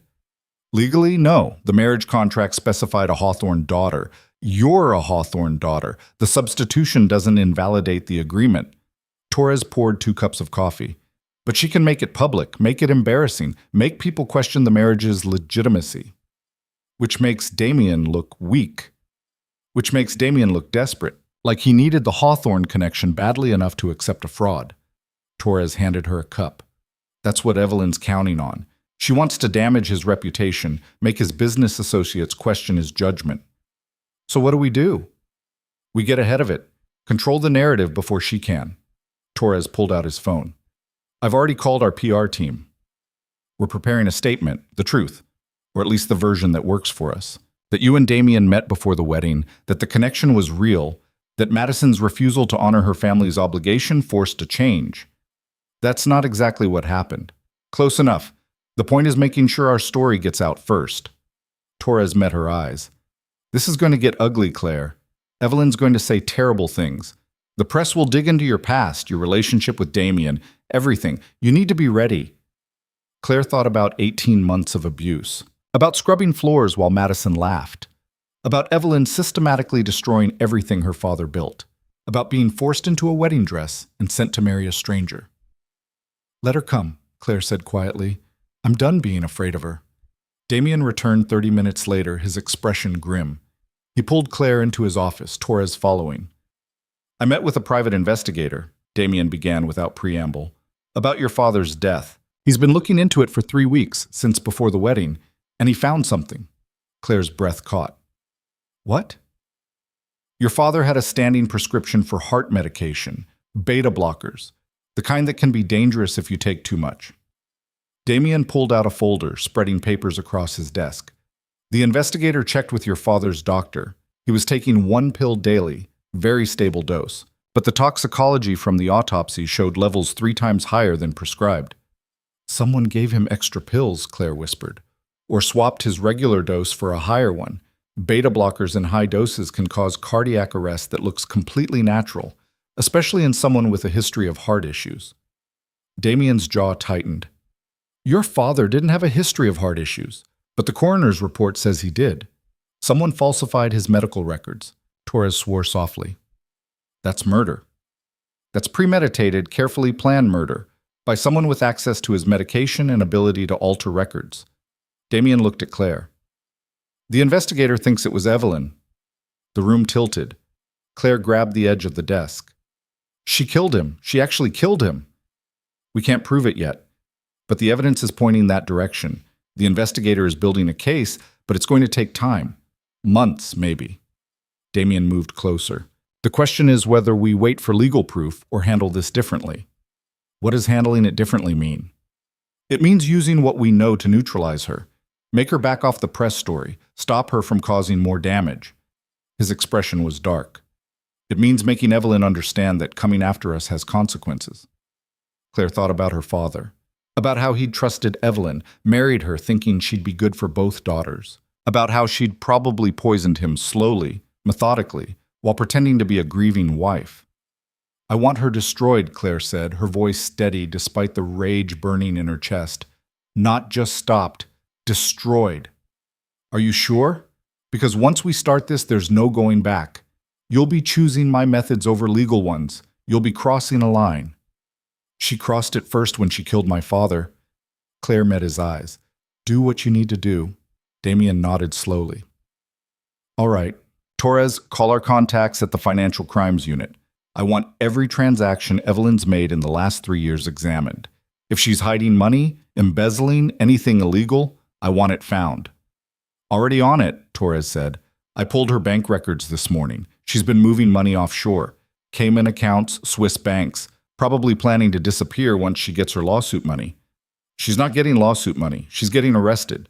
Damien turned back to Claire about exposing everything, the abuse, the cleaning, the way Evelyn had starved her while Madison ate catered meals, about making people see who Evelyn really was. Yes, she said. I can do that. The press conference was scheduled for that afternoon. Damien's PR team worked fast, setting it up in one of the Callaway Tower conference rooms, inviting every major outlet in the city. By 3 o'clock, the room was packed with reporters, cameras, questions. Claire stood beside Damien in front of a backdrop with the Callaway Company logo, wearing a simple navy dress and the sapphire necklace. She looked elegant and composed, even though her heart was racing. Damien spoke first, his voice calm and authoritative. Thank you all for coming. We called this press conference to address some rumors that have been circulating about our marriage. Rather than let speculation continue, we wanted to share the truth directly. He outlined the basic facts. The arranged marriage, Madison's refusal, Claire stepping in. But he framed it differently than Evelyn would have, made it sound like Claire had chosen to honor her family's obligations when her stepsister wouldn't, made it sound like duty instead of desperation. Claire and I met before the wedding, Damien said, which was technically true if you counted the moment he lifted her veil. We spoke. We understood what this arrangement meant, and we chose to move forward together, not because we were forced to, but because we saw something in each other worth fighting for. Then it was Claire's turn. She stepped forward, looking directly at the cameras. I want to address the speculation about my relationship with my stepmother, Evelyn Hawthorne, she began. After my father died 18 months ago, Evelyn took control of his estate and systematically destroyed everything he built. She drained bank accounts, sold family assets, and used me as unpaid labor in my own home. I cleaned, I cooked, I lived in a servant's room while she and my stepsister enjoyed the house my father left to me. She could see reporters scribbling notes, cameras zooming in. Good, let them see. When Evelyn's debts came due and she needed a way out, she arranged a marriage between my stepsister Madison and Damien Callaway. But Madison ran away rather than honor the commitment. So Evelyn forced me to take her place, knowing I had no other options. She sent me to what she thought would be a terrible situation, hoping it would solve her problems and get rid of me at the same time. Claire paused, glancing at Damien. He nodded slightly. What Evelyn didn't know was that Damien isn't the monster she thought he was. He's a good man who saw me for who I really am, instead of what she'd reduced me to. He gave me a choice when she never did. He offered me partnership instead of servitude, and I chose him. Every day since, I've chosen him. She reached for Damien's hand, and he took it immediately, squeezing gently. So, yes, our marriage started as an arrangement. Yes, I was a substitute for my stepsister, but it became real the moment Damien treated me like I mattered. It became love the moment I realized he saw my strength instead of my weakness. And if Evelyn wants to call that fraud or scandal, she can try. But she'll have to explain why she abused her stepdaughter, stole her inheritance, and forced her into marriage to cover up her own crimes. The room erupted with questions. Reporters shouted over each other, trying to get Claire's attention. Damien held up a hand. We'll take a few questions. Keep them respectful. A woman in the front row stood. Mrs. Callaway, do you have proof of the abuse you described? I have medical records showing malnutrition and injuries consistent with physical labor. I have bank statements showing my access to my father's accounts was cut off immediately after his death. And I have testimony from staff members who witnessed how I was treated. Claire kept her voice steady. My husband's legal team has been gathering evidence for weeks. Mr. Callaway, why did you accept Claire instead of Madison? Because Claire is stronger, smarter, and more honest than her stepsister ever was. I wanted a partner who understood what real commitment means. Someone who knows how to work for what matters. Damien's expression was firm. I got exactly that. Are you planning legal action against Evelyn Hawthorne? That's up to my wife. This is her family, her decision. Whatever she wants, I'll support. Damien looked at Claire. Though I'll note that we're cooperating with several investigations into financial crimes related to the Hawthorne estate. If charges are filed, that's a matter for law enforcement.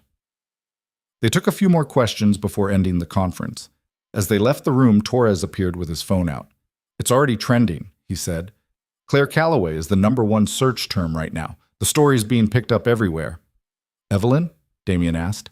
"Her phone's been ringing non-stop according to our people. She's not answering." Torres smiled slightly. "I'd say we got ahead of the narrative." Back in the penthouse, Claire collapsed on the couch, exhausted. Damien sat beside her, pulling her close.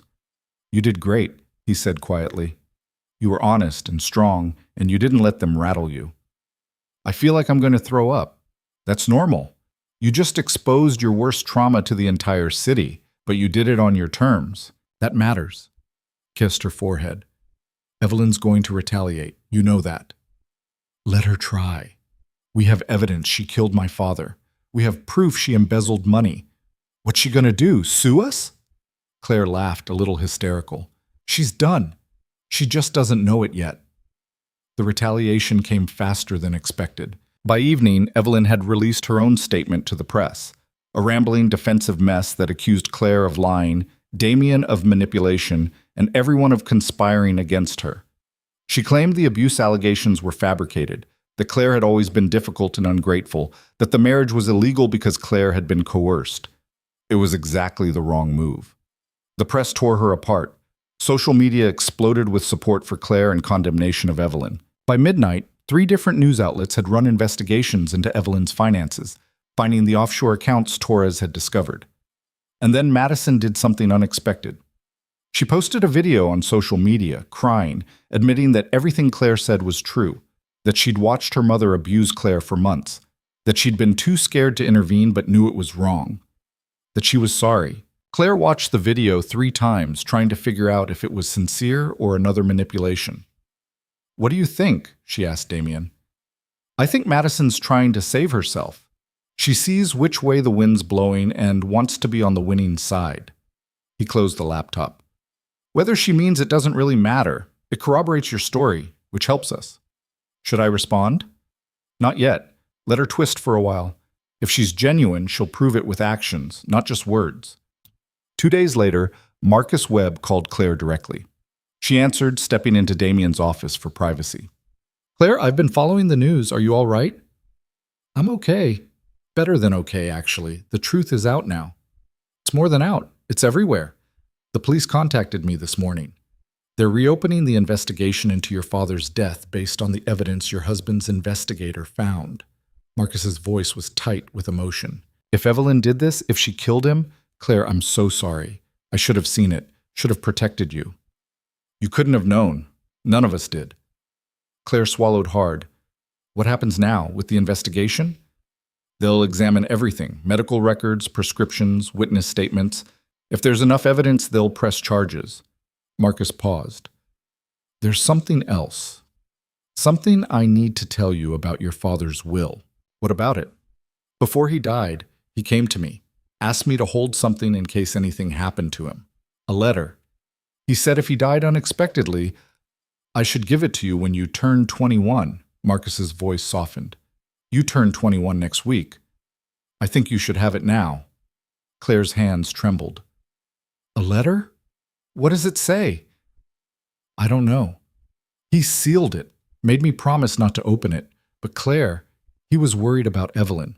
He didn't say it directly, but I could tell. Whatever's in that letter, he wanted you to know." "Can you bring it to me?" "I'm actually downstairs. Your husband's security already cleared me. If you're ready, I can come up now." Claire found Damien in the living room and explained. He nodded immediately, telling security to send Marcus up. 5 minutes later, Marcus Webb stood in their penthouse, holding a sealed envelope that looked like it had been waiting 18 months for this moment. "Your father gave this to me 6 weeks before he died," Marcus said, handing it to Claire. "He made me swear I'd get it to you if anything happened. I'm sorry it took so long." Claire took the envelope with shaking hands. Her father's handwriting was on the front. "For Claire, to be opened on her 21st birthday, or in the event of my unexpected death." "Do you want privacy?" Damien asked gently. Claire shook her head. "No, stay." She opened the envelope carefully, pulling out several pages of her father's familiar handwriting. The date at the top was 6 weeks before his heart attack. "My dearest Claire," it began, If you're reading this, then I'm gone and you're either 21 or something terrible has happened. I pray it's the former, but I fear it may be the latter. Claire's vision blurred with tears. Damien moved closer, his hand on her shoulder, steadying her. I need you to know some things. First, that I love you more than anything in this world. You are my greatest achievement, my brightest light. Everything I built was for you. Second, I need to tell you about Evelyn. I made a terrible mistake marrying her. I thought I was giving you a mother figure, giving Madison a stable home, but I've come to realize she married me for money and access. She's been pressuring me to change my will, to give her more control. I've refused. Claire's breath caught. Damien read over her shoulder, his grip on her shoulder tightening. I've been having health issues lately. Dizzy spells, heart palpitations.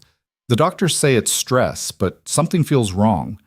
Evelyn has been unusually attentive, making my meals, managing my medications. If I'm being paranoid, forgive me, but if I'm right and something happens to me, look into it. Don't let her control your inheritance. Don't let her destroy what I built for you. The letter continued with specific instructions, account numbers, safety deposit boxes, the names of lawyers he trusted. And then, at the end, one final paragraph. Know that whatever happens, you are strong enough to survive it. You have my stubbornness, your mother's grace, and a strength that's entirely your own. Don't let anyone make you small, Claire. Don't let them convince you you're less than you are. You're a hawthorn. That means something. Make me proud.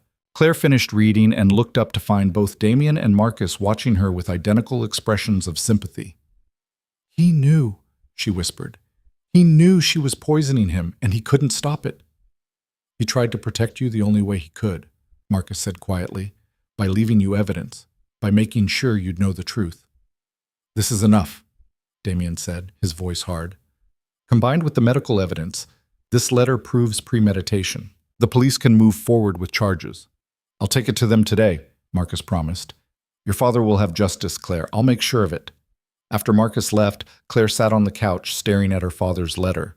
Damien sat beside her in silence, just being present while she processed. I should have seen it, Claire said eventually. The way she was always around when he took his pills, the way she insisted on cooking for him. I was too focused on missing my mother to notice. You were 19 and grieving. You can't blame yourself for not seeing something a trained investigator barely found. Damien took her hand. But now we know. Now we can do something about it. What if she runs? She has offshore accounts. She could disappear before the police arrest her. She won't run. She's too arrogant. She thinks she can talk her way out of anything.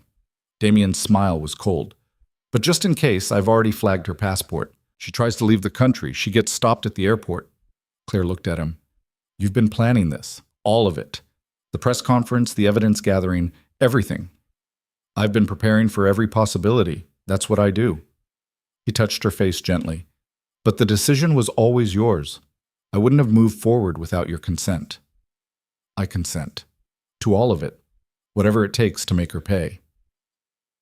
The arrest happened 3 days later. Police showed up at the Hawthorne estate with a warrant for Evelyn's arrest on charges of murder, embezzlement, and fraud.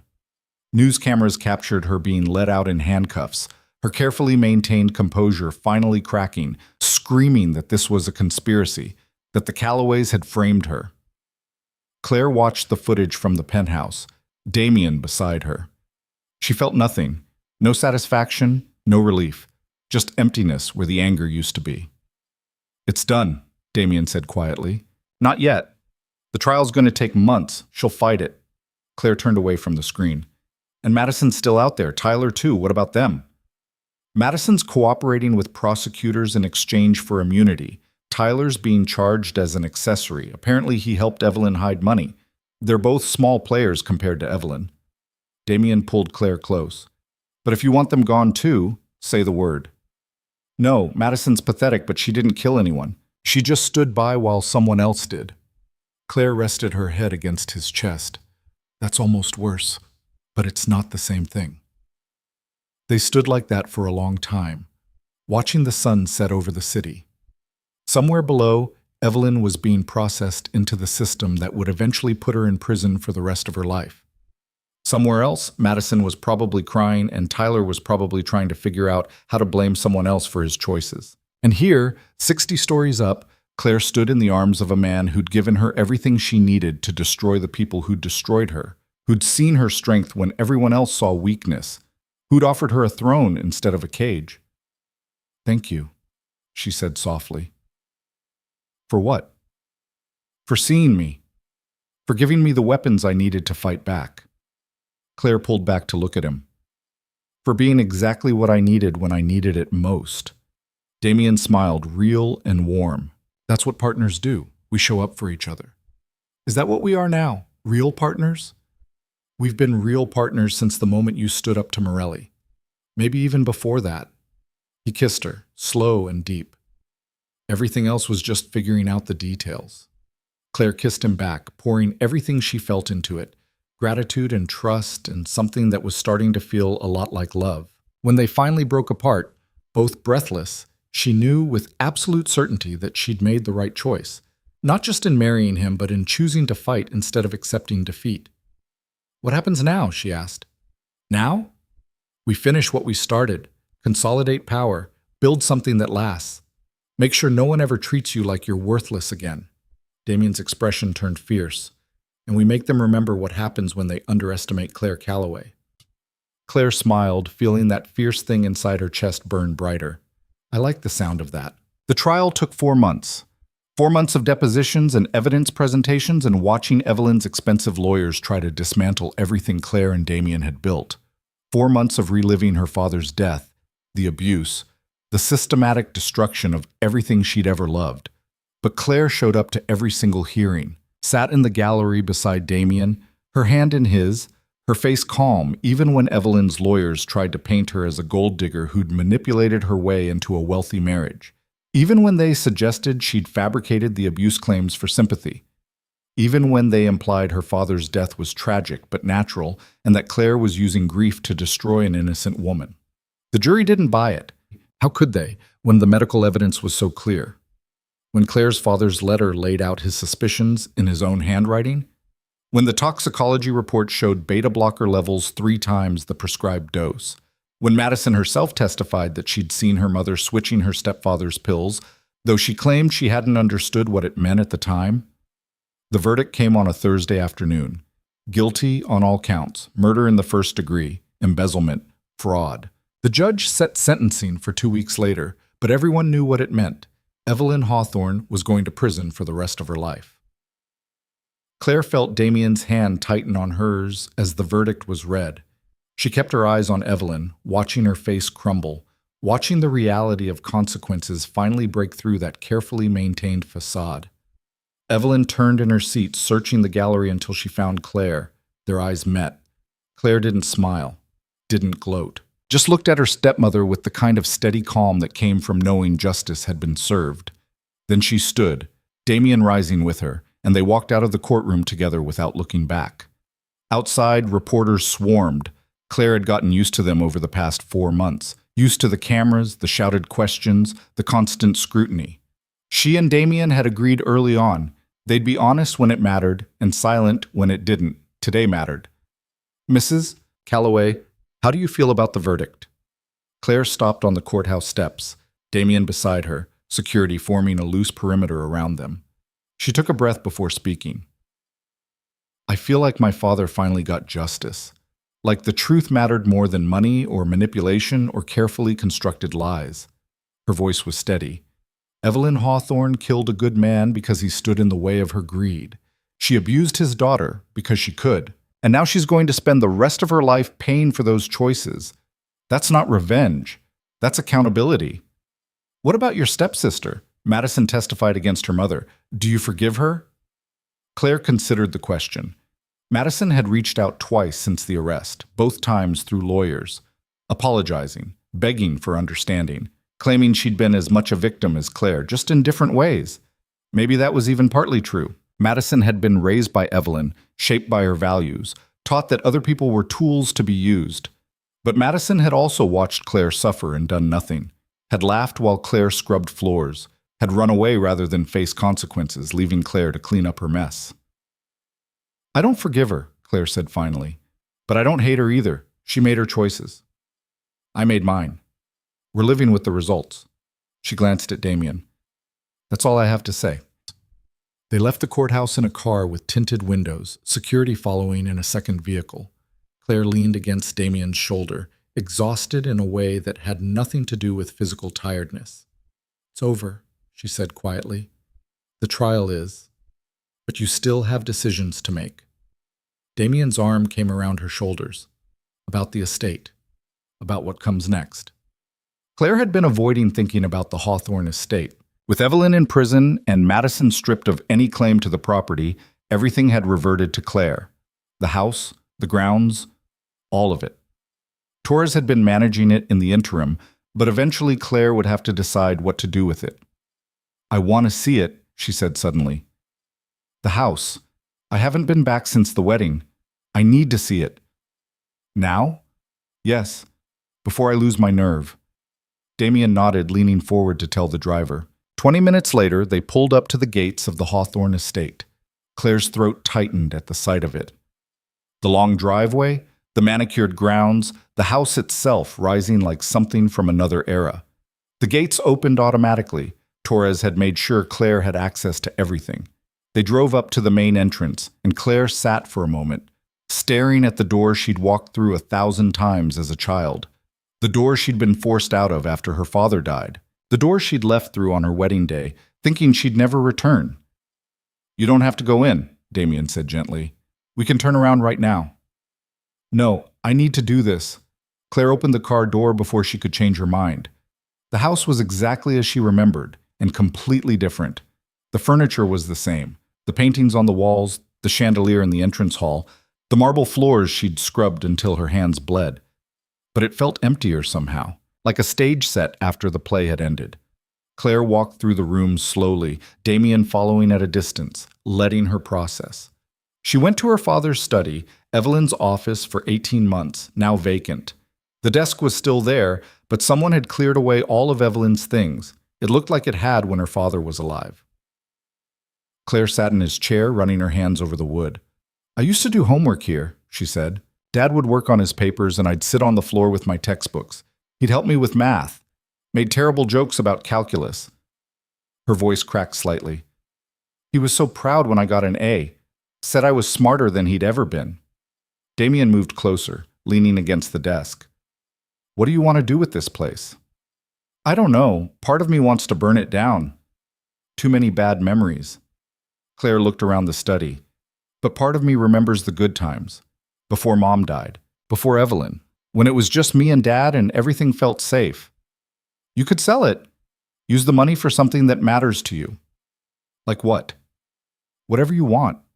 That's the point. It's yours now. Completely yours. No one can take it away. Damien crouched beside the chair so they were eye level. You get to decide what kind of life you want, Claire.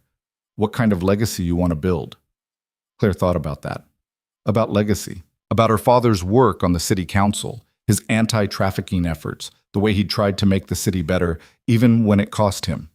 About how Evelyn had tried to erase all of it, but the people who'd worked with him still remembered. I want to do something that would make him proud, she said slowly. Something that actually helps people, instead of just looking impressive. Then do it. Whatever it is, I'll support you. They stayed in the study for another few minutes before Claire stood, ready to leave. But as they walked through the entrance hall toward the door, she paused. The afternoon light was hitting the chandelier just right, throwing rainbow reflections across the walls. The same rainbows she'd chased as a child. Claire stood in the center of the hall, watching the light dance, and felt something shift inside her chest. This house had been her prison. But before that, it had been her home. And maybe, with time and work and a lot of expensive therapy, it could be something else entirely. I'm keeping it, she announced. Damien raised an eyebrow. You're sure? No, but I'm deciding anyway. Claire turned to face him. I'm going to gut it, completely redesign it, turn it into something new, something that honors what it was supposed to be instead of what Evelyn made it. What are you going to do with it? I don't know yet. Maybe a foundation. Something for women leaving abusive situations. Something that gives them resources and support and options. Claire looked around the hall. Turn the place that tried to destroy me into something that helps people escape. Damien's smile was proud and genuine. Your father would love that. Yeah, I think he would. They left the estate with Claire's mind already spinning with plans. By the time they got back to the penthouse, she'd filled 3 pages in her phone's notes app with ideas. Damien watched her work with amusement, bringing her coffee and food she barely noticed as she researched nonprofit structures and fundraising strategies. You know I can fund this entirely, right? He said eventually. You don't have to do the whole charity gala circuit if you don't want to. I know, but I want to do it properly. Build something sustainable that doesn't rely on one person's money. Claire looked up from her laptop. I need this to be mine. Not yours. Not my father's legacy. Mine. Fair enough? Just know the offer stands. Torres arrived the next morning with a banker's box full of documents. He set it on the dining table with a heavy thump. Legal's finished processing your father's assets. Everything's been transferred to your name, bank accounts, investments, the estate, all of it. Torres opened the box, pulling out files. You're officially a wealthy woman, Claire. Not Callaway money, but enough to be comfortable for life even without Damien. Claire stared at the documents. Numbers that seemed impossible. Assets she'd thought Evelyn had destroyed, carefully hidden away by her father's lawyers, waiting for Claire to turn 21. He protected me, she whispered. Even after he was gone, he made sure I'd be okay. He tried to. The rest you did yourself. Torres smiled slightly. You survived Evelyn. Survived the forced marriage. Turned it all into something that actually works. That's not your father's doing. That's you. Over the next 3 months, Claire threw herself into building the foundation. She hired lawyers to set up the nonprofit structure, brought in experts on domestic abuse and trauma recovery, started reaching out to shelters and social workers to understand what resources were actually needed. The Hawthorne Foundation officially launched on what would have been her father's 60th birthday. The estate had been transformed, the main house converted into administrative offices and counseling rooms, the guest house into temporary housing for women in crisis, the grounds into something peaceful and safe. Claire stood in the entrance hall for the opening ceremony, looking at the chandelier that still threw rainbows across walls that had been repainted, refinished, made new. Damien stood beside her, his hand in hers, while a crowd of supporters and city officials gathered. Marcus Webb gave the opening remarks, talking about Jonathan Hawthorne's legacy of service and how his daughter was continuing his work in a way that would have made him incredibly proud. Then Claire spoke, her voice steady and clear. My father believed in making the city better, not just for people like us, but for everyone. He fought human trafficking. He supported vulnerable communities. He used his privilege to protect people who had none. She paused, looking around at the familiar, unfamiliar space. This foundation is meant to continue that work, to give women and children escaping abuse a safe place to land, resources to rebuild, support to start over. She talked about the services they'd offer, legal aid, counseling, job training, temporary housing, about the partnerships with local organizations and shelters, about her own experience surviving abuse and how it had taught her that survival was only the first step, that real freedom came from having choices. I won't pretend this fixes everything, Claire said. One foundation can't solve systemic problems, but it can help individual people, and sometimes that's enough. Sometimes saving one person, giving them one chance, makes all the difference. The applause was genuine and sustained. After the ceremony, people came up to thank her, to share their own stories, to promise support. Claire listened to each one, overwhelmed by how many people understood what she was trying to do. Madison showed up near the end of the event. Claire spotted her standing at the edge of the crowd, looking uncertain. She'd cut her hair short, wore less makeup than before. She looked younger, smaller. Claire excused herself from the conversation she was having and walked over. I didn't think you'd come, Claire said. I wasn't sure you'd want me here, but I needed to see it. Madison looked around the transformed estate. It's really beautiful, what you've done with the place. Thank you. They stood in awkward silence for a moment. Madison twisted her hands together, a nervous gesture Claire had never seen her make before. I know you don't forgive me, Madison said quietly. I know I don't deserve forgiveness. I just wanted you to know that I'm trying to be better. I'm in therapy, working a regular job. Tyler's gone, I finally figured out he was just as bad as Mom in different ways. She laughed, short and bitter. Took me long enough. What do you want from me, Madison? Nothing. I don't want anything. I just wanted you to know I'm sorry, really sorry, for all of it. Madison's eyes filled with tears. You were my sister. You should have been my sister. And I let Mom turn me into someone who hurt you instead. I can't take that back, but I can try to do better going forward. Claire studied her stepsister's face, looking for manipulation or hidden agenda. She didn't find any. Just genuine regret and the kind of tired sadness that came from finally understanding the weight of your own choices. I don't forgive you, Claire said honestly. Not yet. Maybe not ever. But I hope you do better. I hope you figure out who you are without Evelyn telling you. Madison nodded, wiping her eyes. That's fair. More than fair. She started to leave, then paused. For what it's worth, Dad would be really proud of you. He talked about you all the time, about how smart you were, how kind. He loved you so much. I know. I was jealous of how he loved you, of how easy it was for you to be good when I had to work so hard at pretending. Madison smiled sadly. I'm not pretending anymore. It's harder, but it's better. She left without waiting for a response.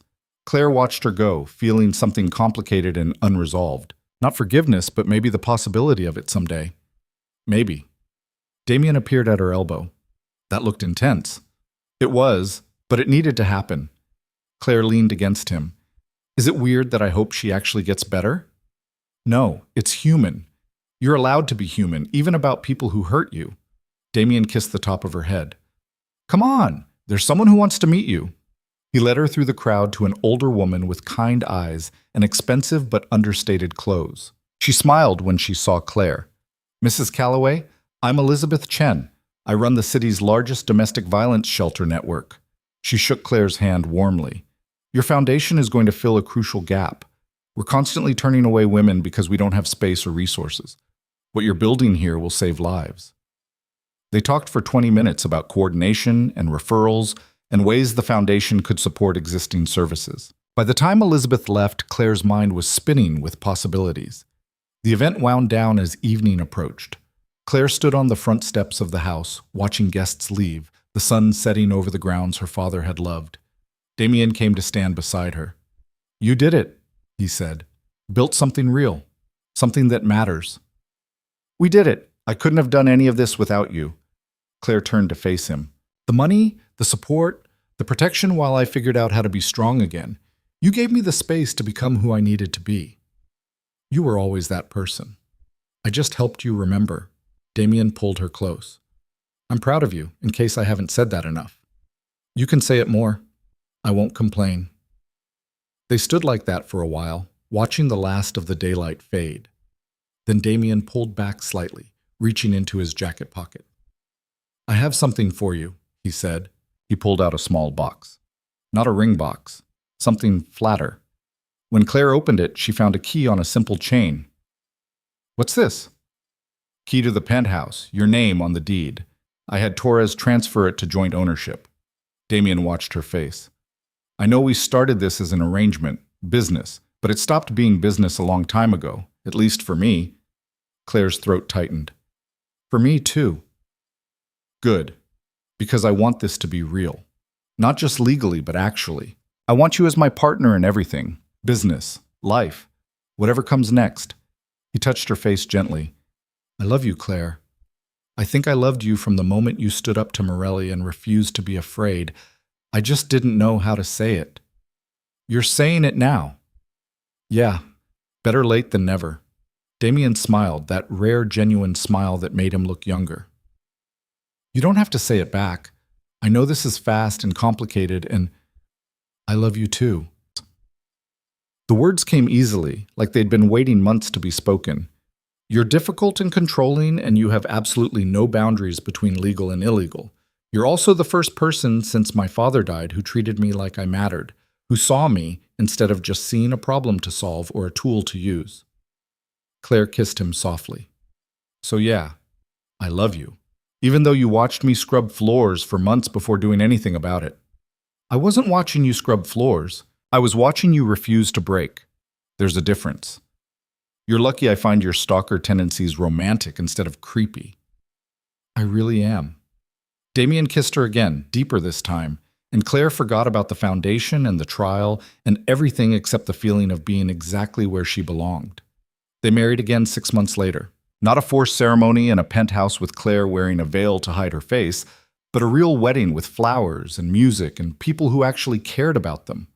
Claire wore white, a different dress, one she'd chosen herself, and carried roses from the estate gardens. Damien stood waiting for her at the end of the aisle, not in a wheelchair, but on his own 2 feet, his expression open and honest and happy. Marcus walked her down the aisle. It felt right, having her father's best friend there in his place. When Marcus placed her hand in Damien's, he squeezed her shoulder gently. Your dad would be so proud, he whispered. I know, Claire whispered back. The ceremony was simple. They'd written their own vows. Damien went first, promising to always see her strength, to never let her forget her worth, to build a life together that honored both of them. Then it was Claire's turn. She looked at Damien, this man who'd given her everything she needed to save herself, who'd loved her when she was broken, and stayed when she became strong, and spoke from the heart. You saved my life by showing me I could save myself.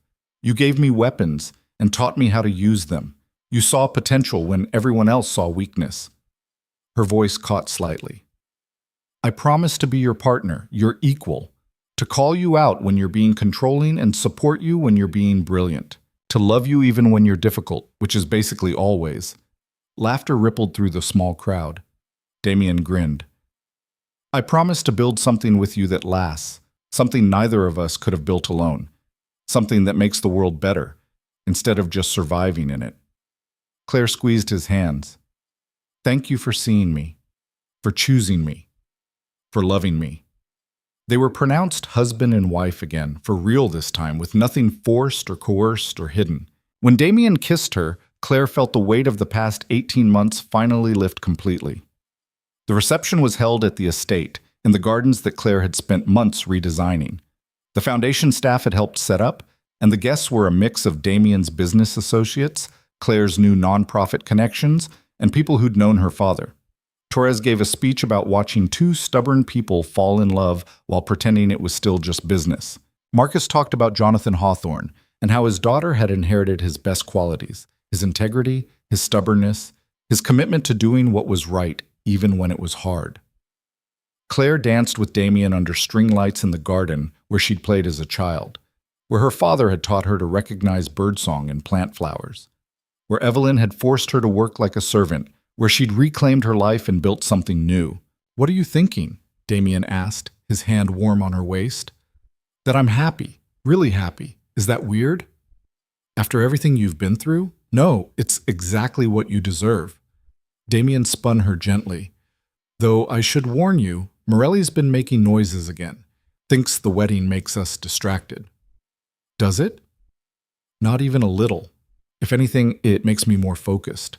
I have more to protect now. His expression turned serious.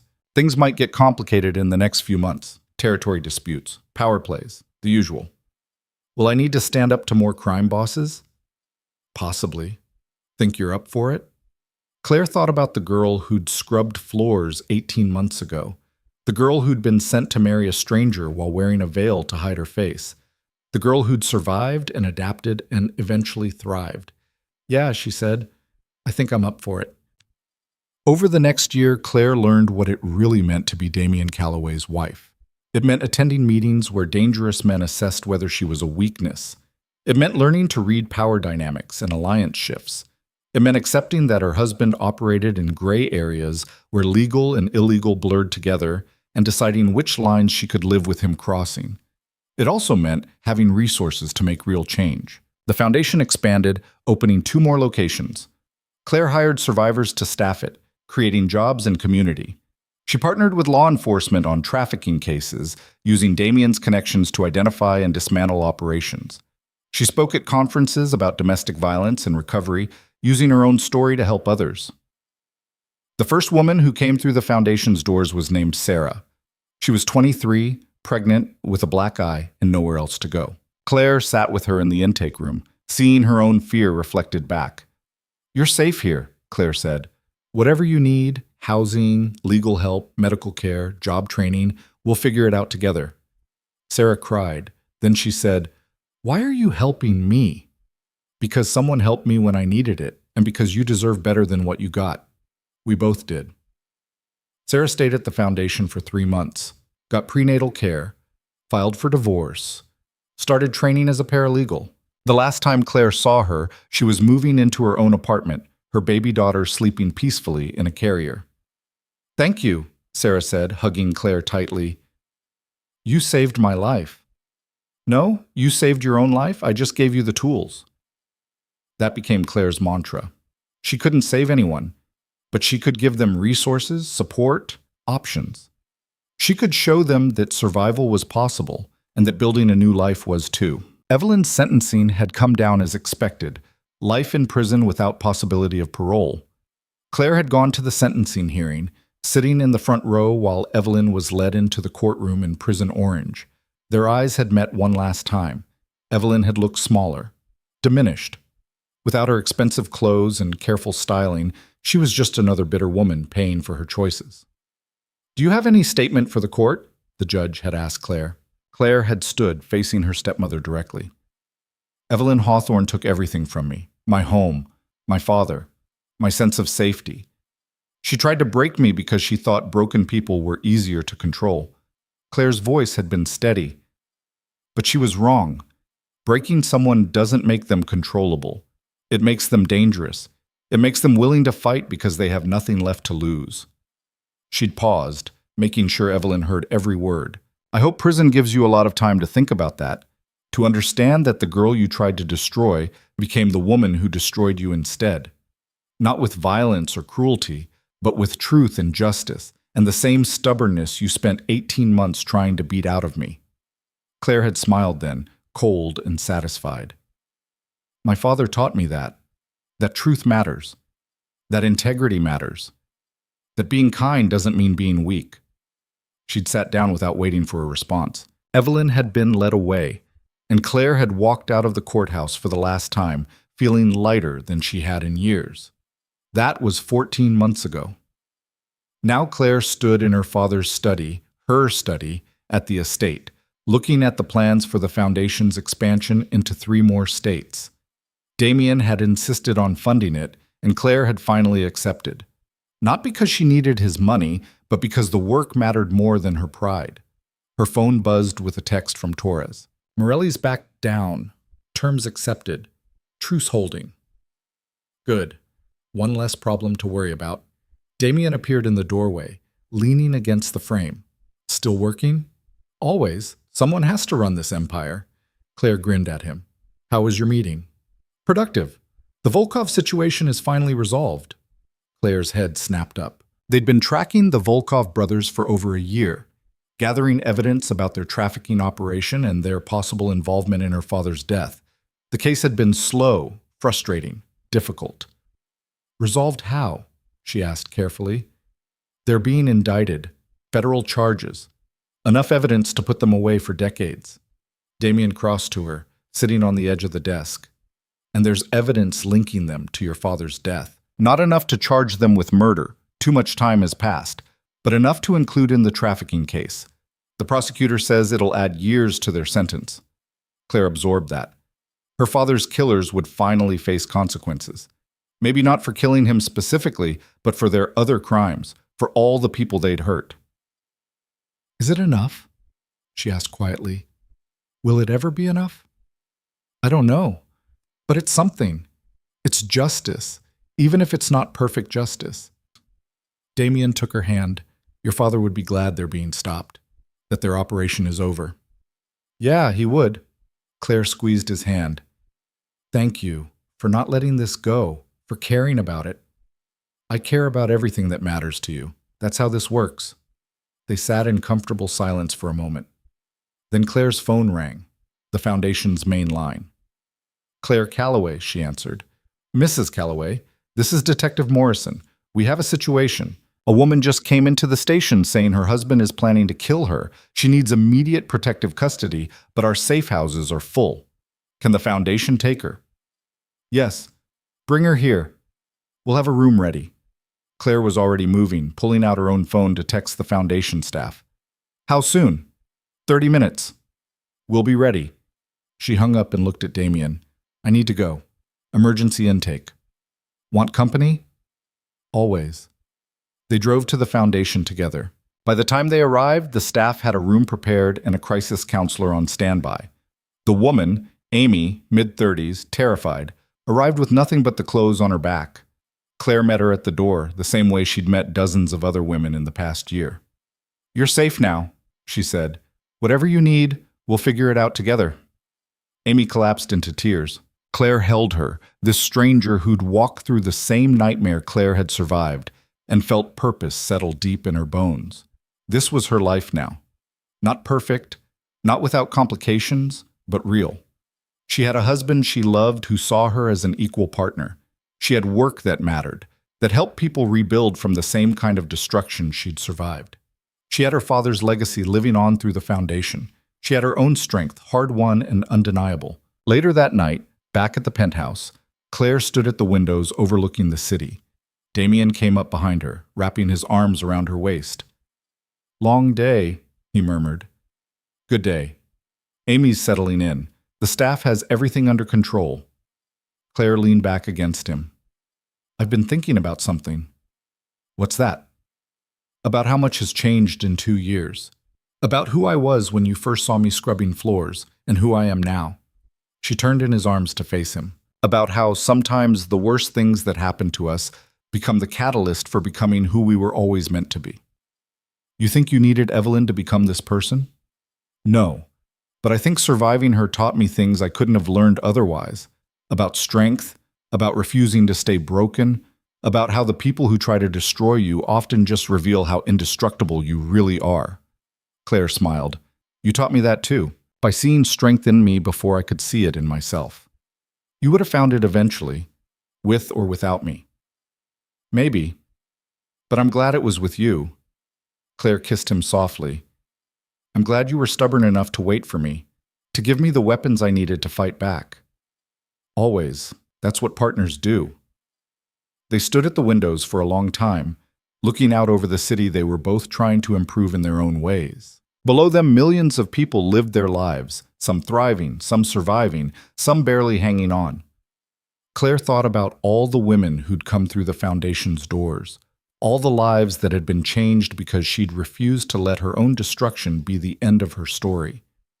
Tomorrow she'd wake up and keep building, keep fighting, keep showing up for people who needed someone to believe in them the way Damien had believed in her. But tonight, she stood in the arms of a man who'd given her everything by teaching her she already had what she needed. Tonight, she was simply grateful. For survival. For love. For the strange and twisted path that had led from scrubbing floors in her stepmother's house to standing on top of the city as Claire Calloway. She'd been meant to be a sacrifice. A pawn. A substitute bride sent to save the family that had destroyed her. Instead, she'd become a queen. And that, Claire thought as Damien's arms tightened around her, was the best revenge of all. Not destruction, but transformation. Not tearing down her enemies, but building something so strong they couldn't touch it. Not becoming like Evelyn, but becoming the exact opposite. Someone who used power to protect instead of harm. Who gave people choices instead of taking them away. Who saw strength in others the way Damien had seen it in her. The overlooked daughter, the servant, the substitute bride. Now she was Claire Calloway, founder of an organization that saved lives. Wife to a man who'd help her reclaim her power. Daughter of a man whose legacy lived on through her work. The city stretched out below them, full of possibility and danger, and people trying to survive just like she once had. What are you thinking? Damien asked. Claire smiled, feeling that fierce thing in her chest burn steady and strong. That we've got work to do, that there are more people to help, that this is just the beginning. She looked up at him. That I'm exactly where I'm supposed to be. With me? With you. Building something that matters. Making my father proud. Claire pulled him closer. Making myself proud. And in that moment, standing 60 stories above the city that had tried to swallow her whole, Claire Hawthorne Calloway, understood something fundamental about survival. It wasn't about avoiding pain or never breaking. It was about breaking and choosing to rebuild yourself stronger. It was about turning your wounds into weapons and your survival into strength. It was about refusing to let the people who hurt you define who you became. Evelyn had tried to destroy her. Instead, she'd forged her.